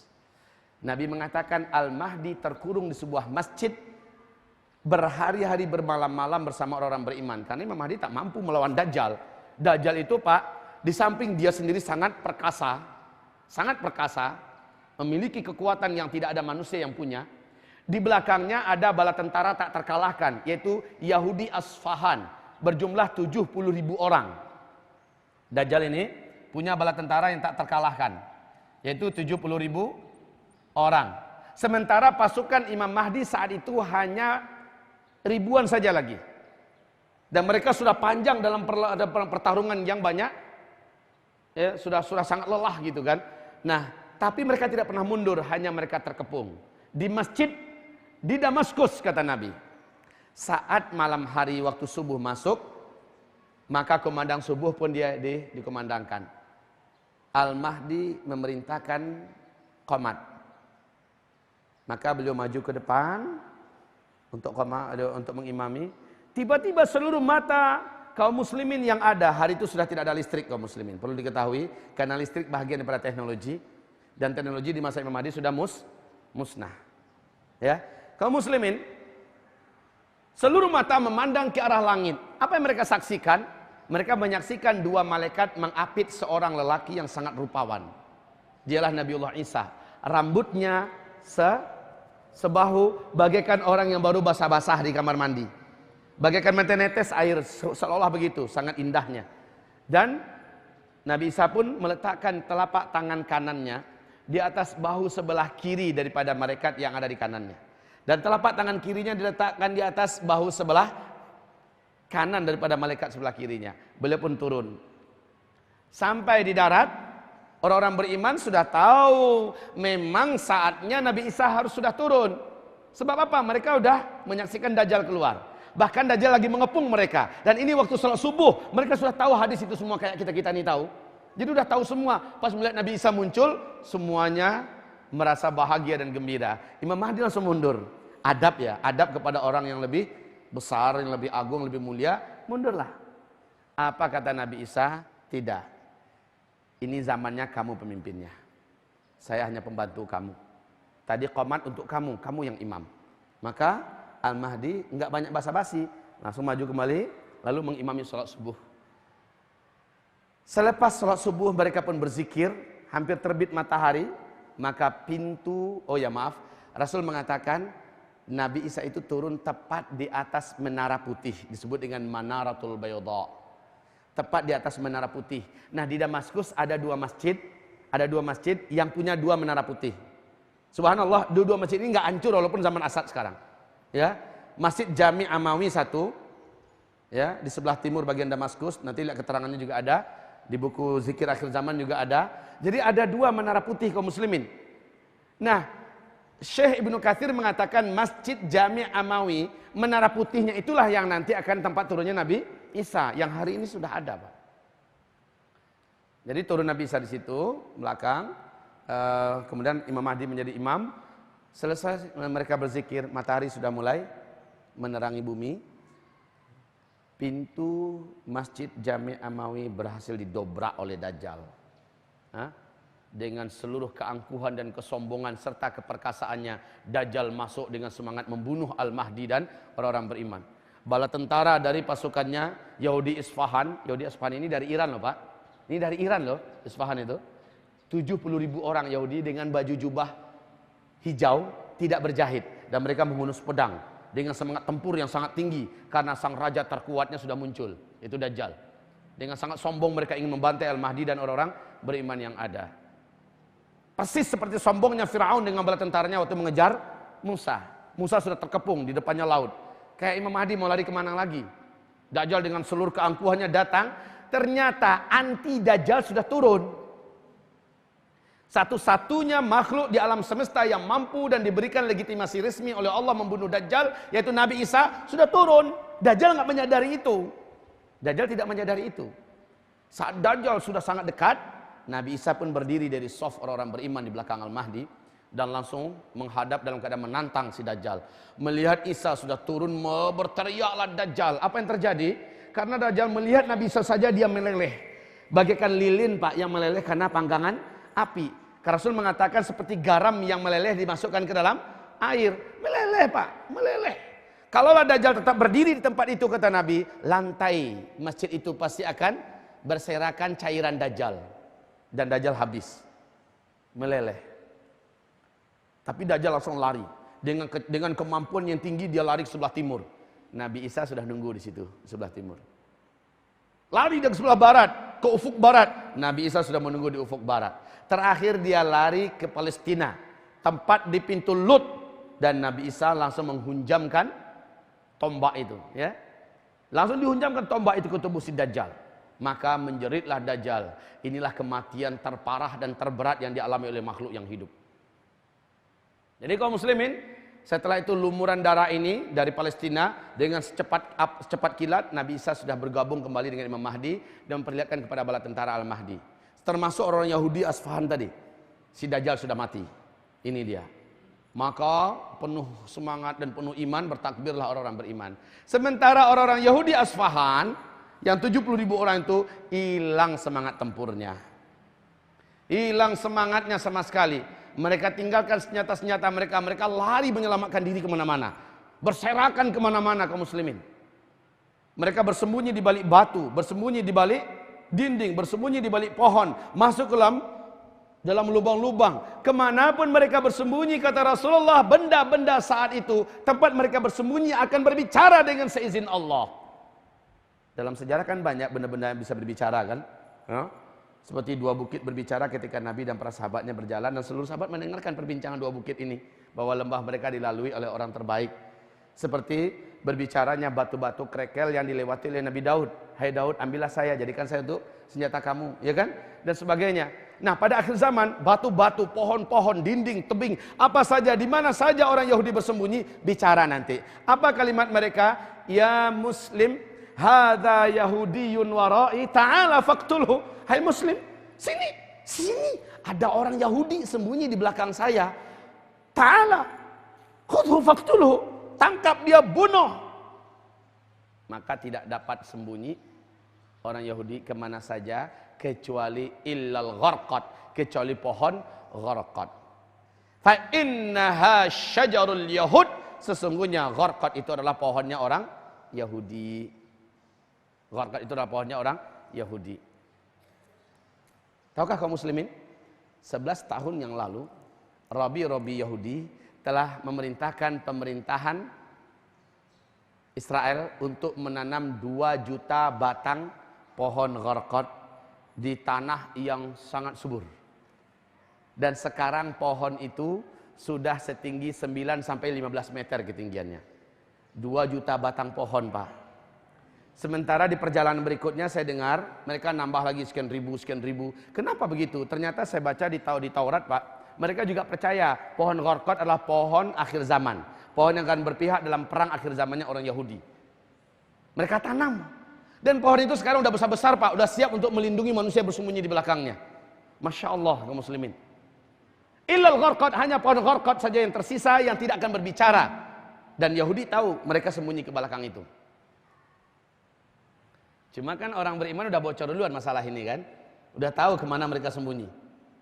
Maka mereka lari ke orang-orang beriman dengan senjata mereka, mengejar ke kebun yang sangat luas dari kebun gharqad. Dilihat ada Yahudi, ketemu, bacok, mati. Ya, dilihat lagi kayak orang cari kutu, Pak, ketemu kan? Sembunyi di sini, mati. Sembunyi, habis seluruhnya. Maka tidak ada lagi Yahudi di muka bumi. 1 ekor pun tak tersisa. Nasrani pun akhirnya setelah Dajjal terbunuh, ya, Nasrani akhirnya diajak oleh Nabi Isa berbondong-bondong masuk Islam. Jadi kaum muslimin, ini yang pertama Dajjal, yang kedua Nabi Isa, yang ketiga adalah Ya'juj dan Ma'juj. Ya'juj dan kaum muslimin, supaya saya tidak banyak menghabiskan waktu menceritakan satu persatu, ini saja bisa menghabiskan waktu kita seharian loh. Jadi saya lewatkan saja dengan sangat cepat. Ya'juj Ma'juj muncul. Siapa lagi Ya'juj Ma'juj? Manusia. Cuma dikurung oleh Zulkarnain. Dalam surah Al-Kahfi tolong dibaca. Mereka akan muncul nanti dalam jumlah yang mampu menutupi seluruh gurun Sahara Jazirah Arab. Saking banyaknya jumlah mereka, Pak. Seluruh gurun Sahara yang begitu luasnya, padang luas, mereka banyak jumlahnya. Beranak pinak. Jadi mereka di balik tembok yang dibangun oleh Zulkarnain, beranak pinak dan mereka tidak termakan oleh usia, enggak mati-mati. Sementara mereka merasakan masih sebentar. Ya, persis seperti Nabi Isa di langit. Merasa sebentar saja. Tapi mereka beranak pinak, banyak. Senjata mereka waktu dikurung dulu manual. Ketika mereka lepas, manusia pada masa dia lepas ini juga sudah bersenjata manual. Jadi dia tidak merasakan ada perubahan apa-apa. Ini ya. Nah, kaum muslimin, Ya'juj dan Ma'juj Allah binasakan. Singkatnya begitu saja, Allah binasakan. Maka masuklah manusia pada periode kelima. Ini adalah yang tanda yang keempat, ini disebut dengan masa saya singkat aja begitu, masa-masa aman. Inilah khilafah Islamiyah yang terakhir yang dijanjikan oleh Rasulullah dalam hadis tadi. Di penghujung hadis Nabi mengatakan thumma sakata, setelah Nabi mengatakan khilafah ini akan kembali digenggam oleh orang Islam, ta'ummul arda, seluruh muka bumi ini akan tunduk dalam pemerintahan Islam seluruhnya. Kalau di masa dulu ini baru 2/3, Pak, bumi ini. Kalau di masa yang terakhir nanti seluruh bumi akan tunduk dalam khilafah Islamiyah. Tsumma sakat. Lalu Nabi diam. Ini adalah isyarat tidak ada lagi orang Islam setelah itu. Enggak ada lagi yang perlu diceritakan tentang orang Islam. Udah habis. Lah, kaum muslimin yang kami muliakan, ini adalah fase khilafah yang terakhir. Tahu enggak Bapak Ibu? Ada yang dengarkan ceramahnya Ustaz Bakhtir Nasir tidak? Ada yang pernah dengarkan ceramah beliau? Coba lihat di YouTube. Apa yang beliau sampaikan? Yang beliau sampaikan bukan sesuatu yang berasal dari diri beliau. Ini adalah fakta. Dan ini adalah sesuatu yang telah diungkapkan dalam majalah-majalah besar dunia. CIA, Badan Intelijen Resmi Amerika Serikat, mereka mengatakan, dan ini tidak dapat untuk disembunyikan, bahwa 2020 bumi ini akan kembali ke dalam pangkuan peradaban baru, yaitu peradaban Islam, khilafah Islamiyah. 2020 puncaknya nanti adalah 2025. Subhanallah, jika benar kata mereka, hampir bersamaan waktunya dengan jadwal yang kita sebutkan ini. Jika benar. Dan ternyata analisa serta keputusan CIA ini mereka nggak sendirian. Badan intelijen dari Rusia pun menyatakan pernyataan yang sama. 2020 ke atas, Islam sudah kembali menggenggam dunia, khilafah sudah kembali tegak. Lihat apa yang dilakukan Raja Salman sekarang ini. Kita tidak tahu apa yang terjadi. Mereka sudah mulai mandiri. Mereka tidak lagi bergantung pada Barat, mereka tidak bergantung pada Amerika dan tidak pada PBB. Mulai menyatukan kekuatan-kekuatan Islam. Kita tidak tahu apa yang akan terjadi di masa-masa yang akan datang, tetapi sudah digambarkan kaum muslimin. Dan Allah menyebutkan dalam surah An-Nur ayat 55 ini pasti terjadi. Kondisi yang sangat menakutkan umat Islam akan berubah 180 derajat Celcius pada masa kelima. Pada masa kelima ini kaum muslimin, Nabi mengatakan tidak lama, hanya 7 tahun saja kata Nabi. 7 tahun saja. Ternyata di hadis yang lain mengatakan antara 8 atau 9 tahun. Berarti kalau disimpulkan Nabi memperkirakan 7 atau 8 atau 9 tahun saja masa di periode kelima ini. Lalu habis seluruh Islam meninggal dunia. Faham kaum muslimin? Faham Pak? Masa periode kelima itu tidak lama. 7 atau 8 atau 9 tahun saja. Allah jadikan masa ini berakhir dengan wafatnya seluruh orang Islam. Padahal di puncak-puncak kejayaan Islam. Agama yang ada di bumi cuma 2 saja, Islam dan kafir. Itu saja lagi. Ahlul kitab sudah tidak ada. Di sini tidak ada lagi perang sama sekali. Dan jumlah laki-laki pada masa ini dibandingkan jumlah wanita, 1 laki-laki 50 jumlah wanita. Kok bisa? Kita akan saksikan di sini. Menjelang Al-Mahdi muncul dan setelah Al-Mahdi muncul, banyak sekali kematian laki-laki terjadi kaum muslimin. Dan itu adalah fase kita. Ini fase kita sekarang. Sebentar lagi kita akan menyaksikan. Apalagi lepasnya Ya'juj dan Ma'juj. Banyak manusia-manusia di bumi ini yang dibantai oleh Ya'juj dan Ma'juj. Baik kaum muslimin, 1 laki-laki 50 wanita. Mungkin Bapak pernah baca hadis bahwa tidaklah terjadi kiamat sampai jumlah laki-laki 1 berbanding 50 jumlah wanita. Pada masa ini tidak ada perang. Kehidupan betul-betul makmur, subur. Tanam-tanaman semena menjadi, jazirah Arab menghijau. Sungai-sungainya kembali berair kaum muslimin. Syekh Su'ud Syuraim berpidato, berkhutbah dalam salat Jumat, dalam khutbah Jumatnya mengatakan tentang salju yang turun di jazirah Arab, yang turun di Tabuk. Ini adalah pertanda tentang dekatnya kiamat. Beliau mengatakan begitu. Tidak lama lagi berarti jazirah Arab akan mengalirkan sungai. Lalu gurun Sahara akan kembali menghijau. Karena tidak ada negeri yang ditimbun oleh salju, melainkan tanah itu kembali menjadi hidup dan kembali menjadi subur. Dan ini sekarang sudah Allah perlihatkan kaum muslimin. Wahai hamba-hamba Allah yang kami muliakan, pada masa ini emas akan berserakan, betul-betul sangat jaya, manusia sangat kaya, makmur semakmur-makmurnya. Bahkan binatang buas sekalipun bermain-main dengan anak bayi dan tidak akan menggigitnya, tidak akan menerkamnya. Bahkan wanita seorang diri pada masa itu kata Nabi, berjalan kaki seorang diri dari Hadramaut. Mana Hadramaut? Di Yaman. Berjalan kaki siang dan malam menuju ke Masjidil Haram di Makkah. Ngapain? Melaksanakan ibadah haji. Lalu dia tanpa muhram, pulangnya juga berjalan kaki siang dan malam sampai kembali di Hadramaut aman, tidak ada yang mengganggunya.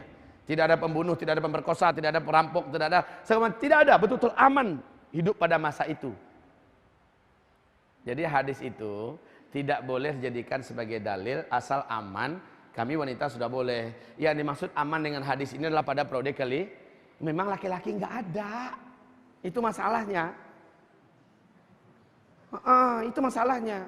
Bapak-bapak ini insya Allah udah di alam barzakh. Apalagi yang muda-muda kayak gini. Saya yakin muda-muda kayak gini pas huru hara macam gini, saya yakin paling di depan nih insya Allah Ta'ala. Paling di depan untuk menentukan masa-masa depan kita. Baik kaum muslimin yang kami muliakan, Nabi mengatakan pada masa ini tidak ada sedekah yang mau diterima oleh orang.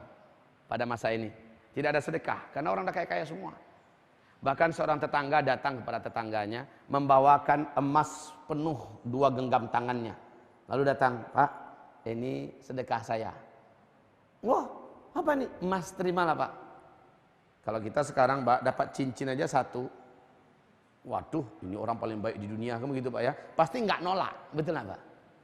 Lah nanti 2 genggam datang membawa ke tetangga. Dan tetangga menolak, "Waduh terima kasih banyak. Di belakang ada 3 karung, mau diapakan?" Saking makmurnya, saking suburnya, ya saking kayanya. Dan orang juga udah yakin, udah mau kiamat juga untuk apa? Untuk emas-emas yang banyak. Udah masa itu sudah nggak ada lagi gila dengan dunia, cinta pada dunia, apalagi laki mau poligami semacam, nggak kepikiran lagi Pak.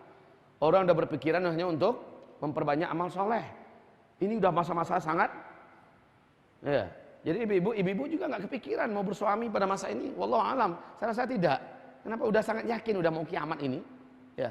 Jadi Bapak Ibu yang kami muliakan, kita kembali di sini, ya.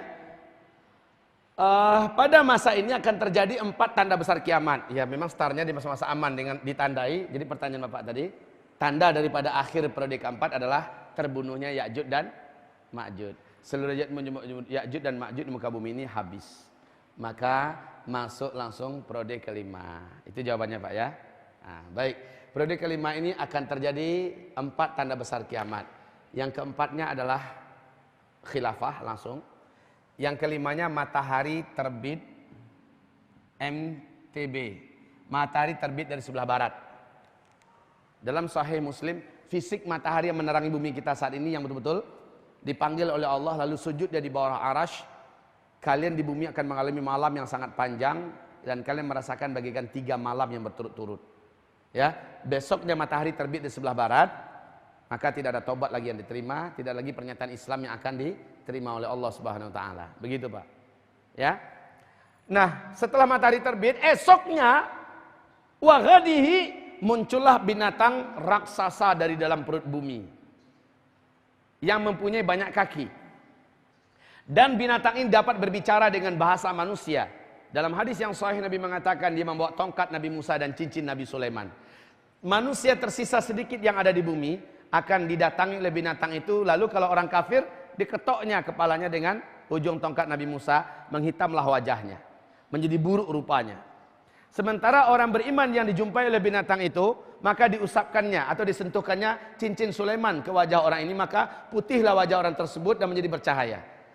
Jadi bentuk manusia setelah kemunculan DE atau DE, Dabatul Ardi ini, hanya ditandai kalau yang putih bersih bercahaya wajahnya berarti orang beriman. Kalau yang hitam gelap dan jelek berarti orang kafir. Sehingga pada masa itu orang beriman yang orang kafir saking damainya Pak, nggak ada perang. Kafir minumlah ini, makasih mukmin. Nah, gitu. Udah kayak gitu Pak pergaulannya. Baik, kemunculan binatang ini sebanyak 3 kali di tempat yang terpisah-pisah. Lalu dia kembali tenggelam ke dalam perut bumi. Nah, kemudian setelah itu barulah berhembus angin lembut. Angin lembut. Bunyinya enak Pak, angin lembut. Tapi ujungnya kematian. Angin lembut kematian. Siapa yang mati dengan angin ini? Seluruh orang yang kemarin udah ditandain oleh binatang Dabatul Ardi.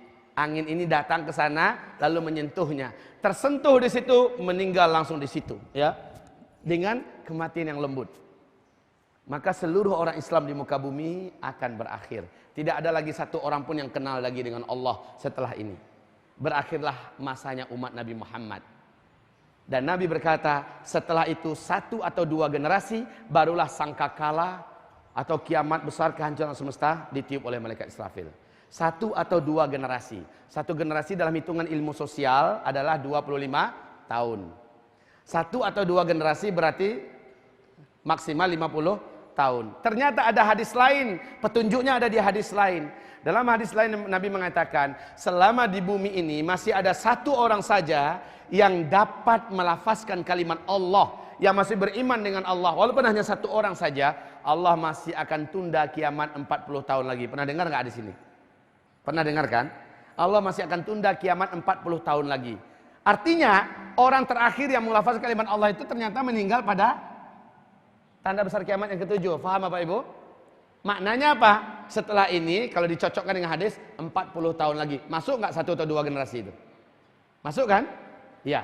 Artinya setelah ini adalah 40 tahun. Demikian hadis Nabi SAW, barulah kiamat. Apa tanda besar kiamat yang ke-8? Penenggelaman bumi sebelah timur. Jadi kalau ini bumi dibelah dua. Yang timur itu ini Pak, Australia, Indonesia, Timur Leste, Filipina, Malaysia, terus India, Jepang dan sebagainya, Rusia, ini timur. Tenggelam seluruhnya, patah-patah dan masuk ke dalam laut. Kemudian tanda besar kiamat yang ke-9, jadi ini timur, tenggelamnya bumi sebelah timur. Ini tenggelamnya bumi sebelah barat. Penenggelaman bumi sebelah barat, ini dia. Amerika, benua Afrika, benua Eropa, seluruhnya tenggelam masuk ke dalam. Jadi yang tersisa saat itu apa? Yang tersisa hanyalah Jazirah Arab dan Syam. Ini Jazirah Arab Pak. Ini Syam. Hanya ini yang tersisa, yang lain sudah tenggelam. Maka yang ke-10 adalah munculnya api raksasa dari dalam perut atau dalam bumi Yaman. Lagi-lagi Yaman. Munculnya api raksasa. Yaman itu mana? Kalau dilihat ini, maka Yaman itu posisinya di sini. Kalau Bapak lihat petanya ya, Yaman itu adalah bagian ujung daripada yang masih ada. Keluar api raksasa di sini. Semua manusia yang hidup ini akan digiring secara paksa oleh api ini. Jadi api ini terus menyambar ke sana kemari. Kemudian mereka lari ke arah Syam. Saat seluruh manusia sudah berkumpul seluruhnya di Syam, barulah terjadi kiamat. Nanti temukan ada hadisnya, banyak ketemu itu. Saya ringkas ini semuanya dengan secepat ini. Kaum muslimin, sekarang ini berita besar untuk Bapak Ibu semua. Saya sebenarnya juga merasa tidak nyaman menyampaikan ini, tapi gimana? Wong fakta kok. Silakan buka di YouTube fenomena alam yang ada di Yaman pada hari ini, ya. Yaitu ada sebuah daratan di negeri Yaman hari ini mengeluarkan asap, Pak, berasap dari dalam perut tanah, dari dalam perut buminya. Berasap di sana, berasap di sini, kayak di Lumpur, Sidoarjo gitu, berasap sana berasap. Pas didekatin, ternyata rengkahan tanah. Tanah itu merengkah, ya. Kemudian dilihat di dalamnya itu ada semacam energi api yang sangat besar, Pak. Dilihat rengkahan yang lain juga energi api, dilihat lagi di sana energi api yang sangat besar. Sekarang saja kaum muslimin, Allah Subhanahu wa taala seolah sudah memberikan isyarat atau aba-aba. Ini loh, api raksasa itu sekarang sudah mulai Allah tunjukkan ada, tapi masih dalam tanah. Pada masanya nanti dia akan keluar lalu membakar seluruh manusia dan memaksa mereka lari ke arah Syam.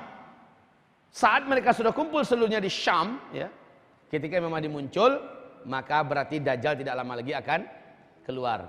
Oke, kaum muslimin, sekarang pembahasan kita adalah ciri-ciri kedatangan Al-Mahdi. Nah, yang paling berat pembahasan kita nanti adalah berkenaan tentang musnahnya teknologi karena bumi mengalami hantaman meteor. Ini yang paling terberat pembahasan kita. Meteor. Setelah meteor ini, kejadian berikutnya adalah dukhan. Nah, setelah itu kehidupan di muka bumi ini betul-betul berat, betul-betul berat, ya, sangat-sangat berat. Disinilah banyak orang-orang yang berguguran. Sementara banyak jumlah manusia yang mati di muka bumi ini secara global. Kelaparan menyebar di mana-mana, pembunuhan hanya demi sesuap makanan dan segala macamnya. Ini akan bermunculan setelah meteor. Setelah meteor ini teknologi di muka bumi sudah hilang. Kita betul-betul kembali ke zaman Nabi Muhammad. Beberapa ciri-ciri sebenarnya di kitab ini dijelaskan di zikir akhir zaman. Ciri-ciri kedatangan Al-Mahdi diantaranya adalah di periode keempat, ya, yaitu terjadinya huru-hara dan kekacauan di berbagai tempat. Kekacauan, huru-hara. Dan untuk saat ini saya rasa Bapak Ibu sudah dapat merasakan langsung, bukan hanya di Indonesia, apalagi di Timur Tengah. Apalagi di Timur Tengah. Baik. Yang kedua saya panjangkan aja ke bawah ya. Yang kedua yaitu terjadinya fitnah di Syam. Fitnah di Syam. Ketika Nabi mengatakan badiru bil a'mali fitanan kaqita'il lailil muslim yusbihur rajulu fiha mu'mina wa yumsi kafira dan seterusnya. Ternyata Nabi menyebutkan wal fitanu bisyam kaqita'il lailil muslim. Yang dimaksud dengan fitnah-fitnah itu adalah di Syam. Pembantaian, pembunuhan, peperangan, keributan ini, kehancuran ini, segala macamnya. Wal fitanu bisyam. Syam itu adalah Suria, Palestina, Lebanon, Yordania. Ini yang dimaksud dengan fitan. Dan ini mendahului bagi kemunculan Al-Mahdi. Karena Al-Mahdi nanti akan mengibarkan bendera khilafahnya di Damaskus. Lalu puncak kekhilafahan nanti terakhir adalah di Palestina. Ini khilafah terakhir adalah puncaknya di Palestina. Awal kemunculannya nanti di Damaskus. Damaskus itu adalah Syam. Yang hari ini penuh dengan konflik, peperangan dan pembantaian, pembunuhan yang tidak tahu ujungnya kapan. Ini sedang berlangsung sekarang ini kaum muslimin. Ya. Selanjutnya, apa yang terjadi? Berikutnya menjelang Al-Mahdi meninggal, wafatnya seorang raja yang menguasai Hijaz. Dan ada 3 orang putra mahkota yang akan saling yaktatil inda kanzikum salasatun min abna'il khalifah. Kaum muslimin yang kami muliakan, simak ini wahai hamba-hamba Allah yang kami muliakan. Wafatnya seorang raja yang menguasai Hijaz. Hijaz ini di mana tadi? Mekah, Madinah dan Taif. Ini yang Hijaz. Kaum muslimin, di belakangnya ada 3 calon pengganti. Kaum muslimin yang kami muliakan, ini Raja Abdul Aziz. Waduh, spidolnya. Raja Abdul Aziz Ibnu Saud bin Saud. Ya. Raja Abdul Aziz bin Saud, istrinya banyak. Anaknya puluhan. Tapi yang diresmikan menjadi putra mahkota ada 12 orang. 1, waduh. 1, 2, 3, 4, 5, 6, 7, 8, 9, 10, 11, 12. Ya. Apa kata Raja Abdul Aziz semasa dia hidup? Apa kata beliau semasa beliau hidup?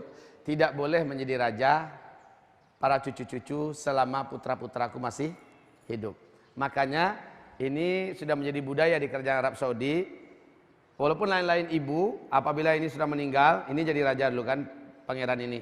Ketika meninggal, langsung pangeran yang sebelahnya menggantikan. Nggak boleh anaknya.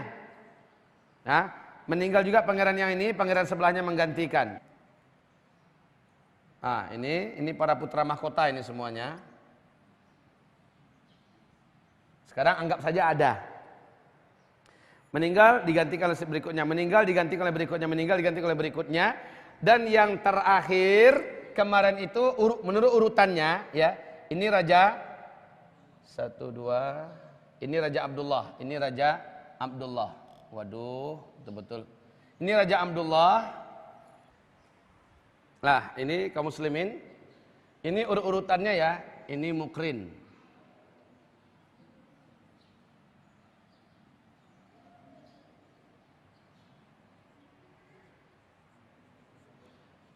Ini Pangeran Mukrin. Masih hidup sekarang. Ini Pangeran Talal. Masih hidup. Ini Pangeran Salman. Masih hidup. Ini Pangeran Nayef. Ini Pangeran Sultan. Ini Pangeran Abdullah. Ini Pangeran Fahad. Ya. Oh ya. Alhamdulillah sekali datang langsung banyak. Ini semoga Allah beri pahala bagi yang sudah menyediakan ini dan sudah habis. Baik kaum muslimin, kita lihat dari sini sajalah. Raja Faisal, ya. Raja Faisal berakhir dengan dibunuh.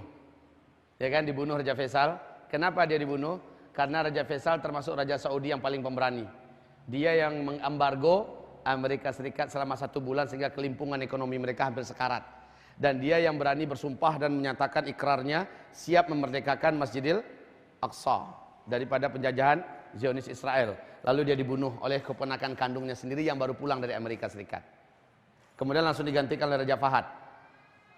Ya, Raja Khalid. Ya. Setelah itu baru Fahad ya. Setelah Fahad baru Abdullah ya. Khalid.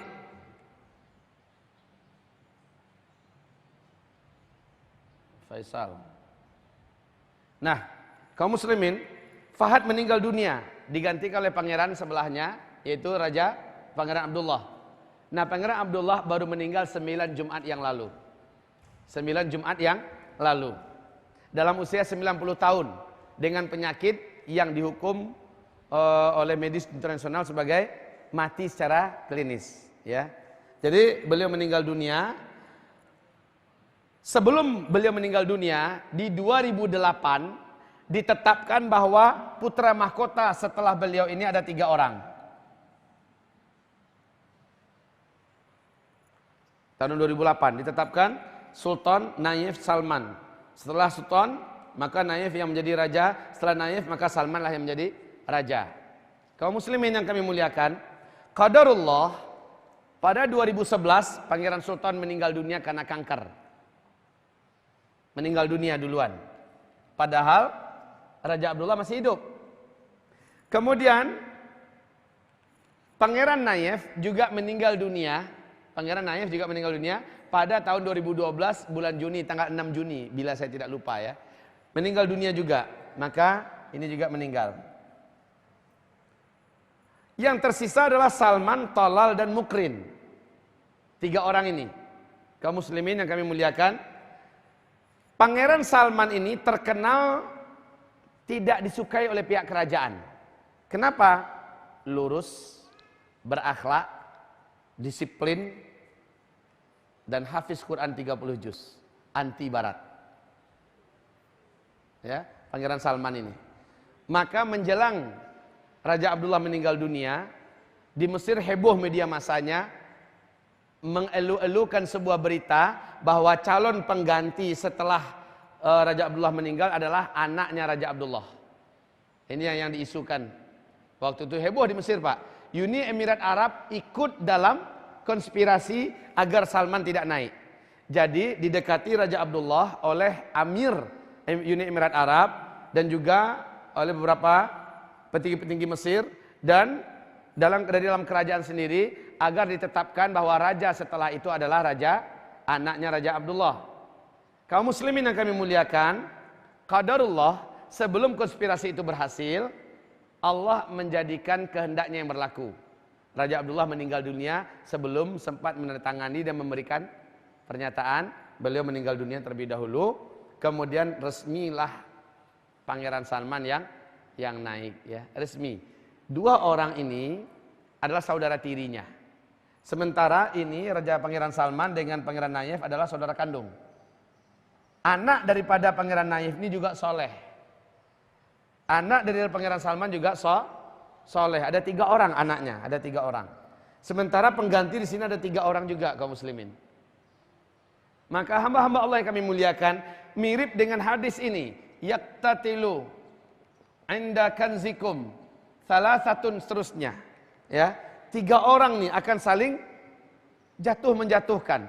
Pertanyaan, kenyataannya Arab Saudi sekarang langsung dipimpin Raja Salman kok dan aman-aman saja. Yang kita dengar iya. Alhamdulillah kemarin langsung dinobatkan 2 putra mahkota. Ya, kemarin ini baru dinobatkan 2 putra mahkota yang bukan ini.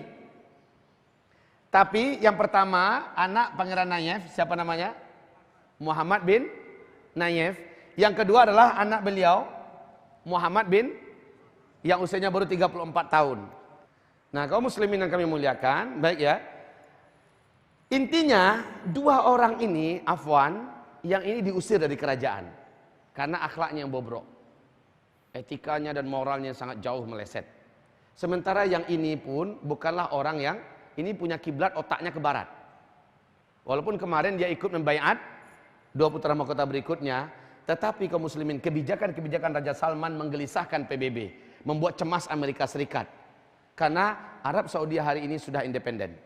Dia memegang kendali di Timur Tengah pada hari ini. Seluruh negeri Teluk ya dibuatnya hari ini berdiri sendiri, dan mereka yang menentukan poros perjalanan peradaban Islam yang akan datang, dan mereka akan fokus tentang apa-apapun kemaslahatan Islam dan umat Islam akan mereka utamakan. Yang paling menakjubkan kaum muslimin, kalau saya mau saya ceritakan tentang apa yang dilakukan Raja Salman. Ya Allah ya Rabb, Bapak Ibu akan bersyukur, akan sujud syukur Allah jadikan Raja Saudi pada hari ini adalah raja yang saleh dan taat. Saat dia baru dilantik menjadi raja, ya, pertama pekerjaannya adalah menaikkan gaji seluruh pegawai kerajaan Arab Saudi 2 kali lipat, Pak. Termasuk dokter, termasuk guru, polisi, tentara, segala macamnya dibuatnya seluruhnya itu makmur, ya, 2 kali lipat. Yang kedua, seluruh tawanan-tawanan politik dari kalangan alim ulama, orang-orang soleh yang ada di bawah tanah dibebaskannya semua. Semua bebas. Ulama-ulama yang dulu kritis dengan kerajaan dimunculkan ke permukaan kembali. Masya Allah ya. Dan orang-orang ulama-ulama yang diusir dari Arab Saudi ditariknya balik ke dalam. Masya Allah. Kemudian yang dilakukan oleh Raja Salman berikutnya adalah memutus seluruh bantuan yang pernah dikucurkan oleh raja sebelumnya buat pemerintahan junta militer Mesir, yaitu As-Sisi, yang telah membantai lebih 7.000 kaum muslimin di Mesir. Diputus bantuan itu, Pak. Padahal bantuan itu miliaran dolar yang mengucur dari kerajaan Arab Saudi sebelumnya. Dan teroris yang dikatakan teroris oleh As-Sisi, yaitu Ikhwanul Muslimin, sekarang dijadikan mitra terdekat kerajaan Arab Saudi, yaitu Ikhwanul Muslimin. Nyakitkan hati As-Sisi betul ini. Nah, kaum muslimin, sebelumnya sepakat kerajaan Arab Saudi mengatakan Ikhwanul Muslimin adalah teroris, ya, diperangi, diburu. Sekarang enggak, malah dijadikan mitra terdekat oleh kerajaan Arab Saudi. Sesuatu hal yang sangat tamparan, sangat telak bagi Sisi. Ketika Sisi datang ke Mesir, ini yang menakjubkan, Pak. Ketika Sisi datang ke Mesir, dia disambut dengan sangat dingin oleh Raja Salman. Ini ditayangkan oleh seluruh TV-TV Arab termasuk Jazirah, ya. Sangat dingin Salman menyambutnya, dan perkataannya 1-2 saja. Jadi kembalilah Sisi dalam keadaan gigit jari. Harapan bantuan yang bisa menguatkan perekonomian Mesir yang dikendalikan oleh kerajaan pemerintahan baru sekarang di Mesir oleh Sisi diputus habis oleh Arab Saudi, nggak ada lagi bantuan untuk dia. Ya. Akhirnya Mesir yang dulu sesumbar di masa Raja Abdullah hidup mengatakan militer Mesir untuk keamanan seluruh Timur Tengah. Di masa sekarang Mesir mengeluarkan pernyataan baru, militer Mesir untuk keamanan rakyat Mesir, bukan lagi untuk siapa-siapa. Nah, kaum muslimin, berikutnya Bapak Ibu menyaksikan semua di seluruh televisi sedunia, ketika Barack Obama datang dengan istrinya, ya, untuk mengucapkan congratulations for you, because you new king, ya, kamu adalah raja terbaru dan kami ucapkan selamat atas kamu. Ini kedatangan Barack Obama bawa istrinya, masuk waktu sholat asar di istana, Pak. Seluruh orang-orang kerajaan ikut Raja Salman pergi ke masjid sholat asar. Temenung-menung aja lah siapa Barack Obama dengan bininya. Berdua, nggak diopening, nggak diacuhkan. Ini nggak pernah terjadi, Pak. Si tuan besar ditinggalkan. Nggak pernah terjadi. Di masa Raja Salman ini terjadi. Azan. Ya Allah ya Rabb. Kita nikmati azan, kita sholat zuhur. Selanjutnya saya pulangkan pada Bapak dan Ibu. Astaghfirullah, astaghfirullah, astaghfirullah. Subhanakallahumma bihamdika asyhadu an la ilaha illa anta astaghfiruka wa atubu ilaik. Wassalamualaikum warahmatullahi wabarakatuh.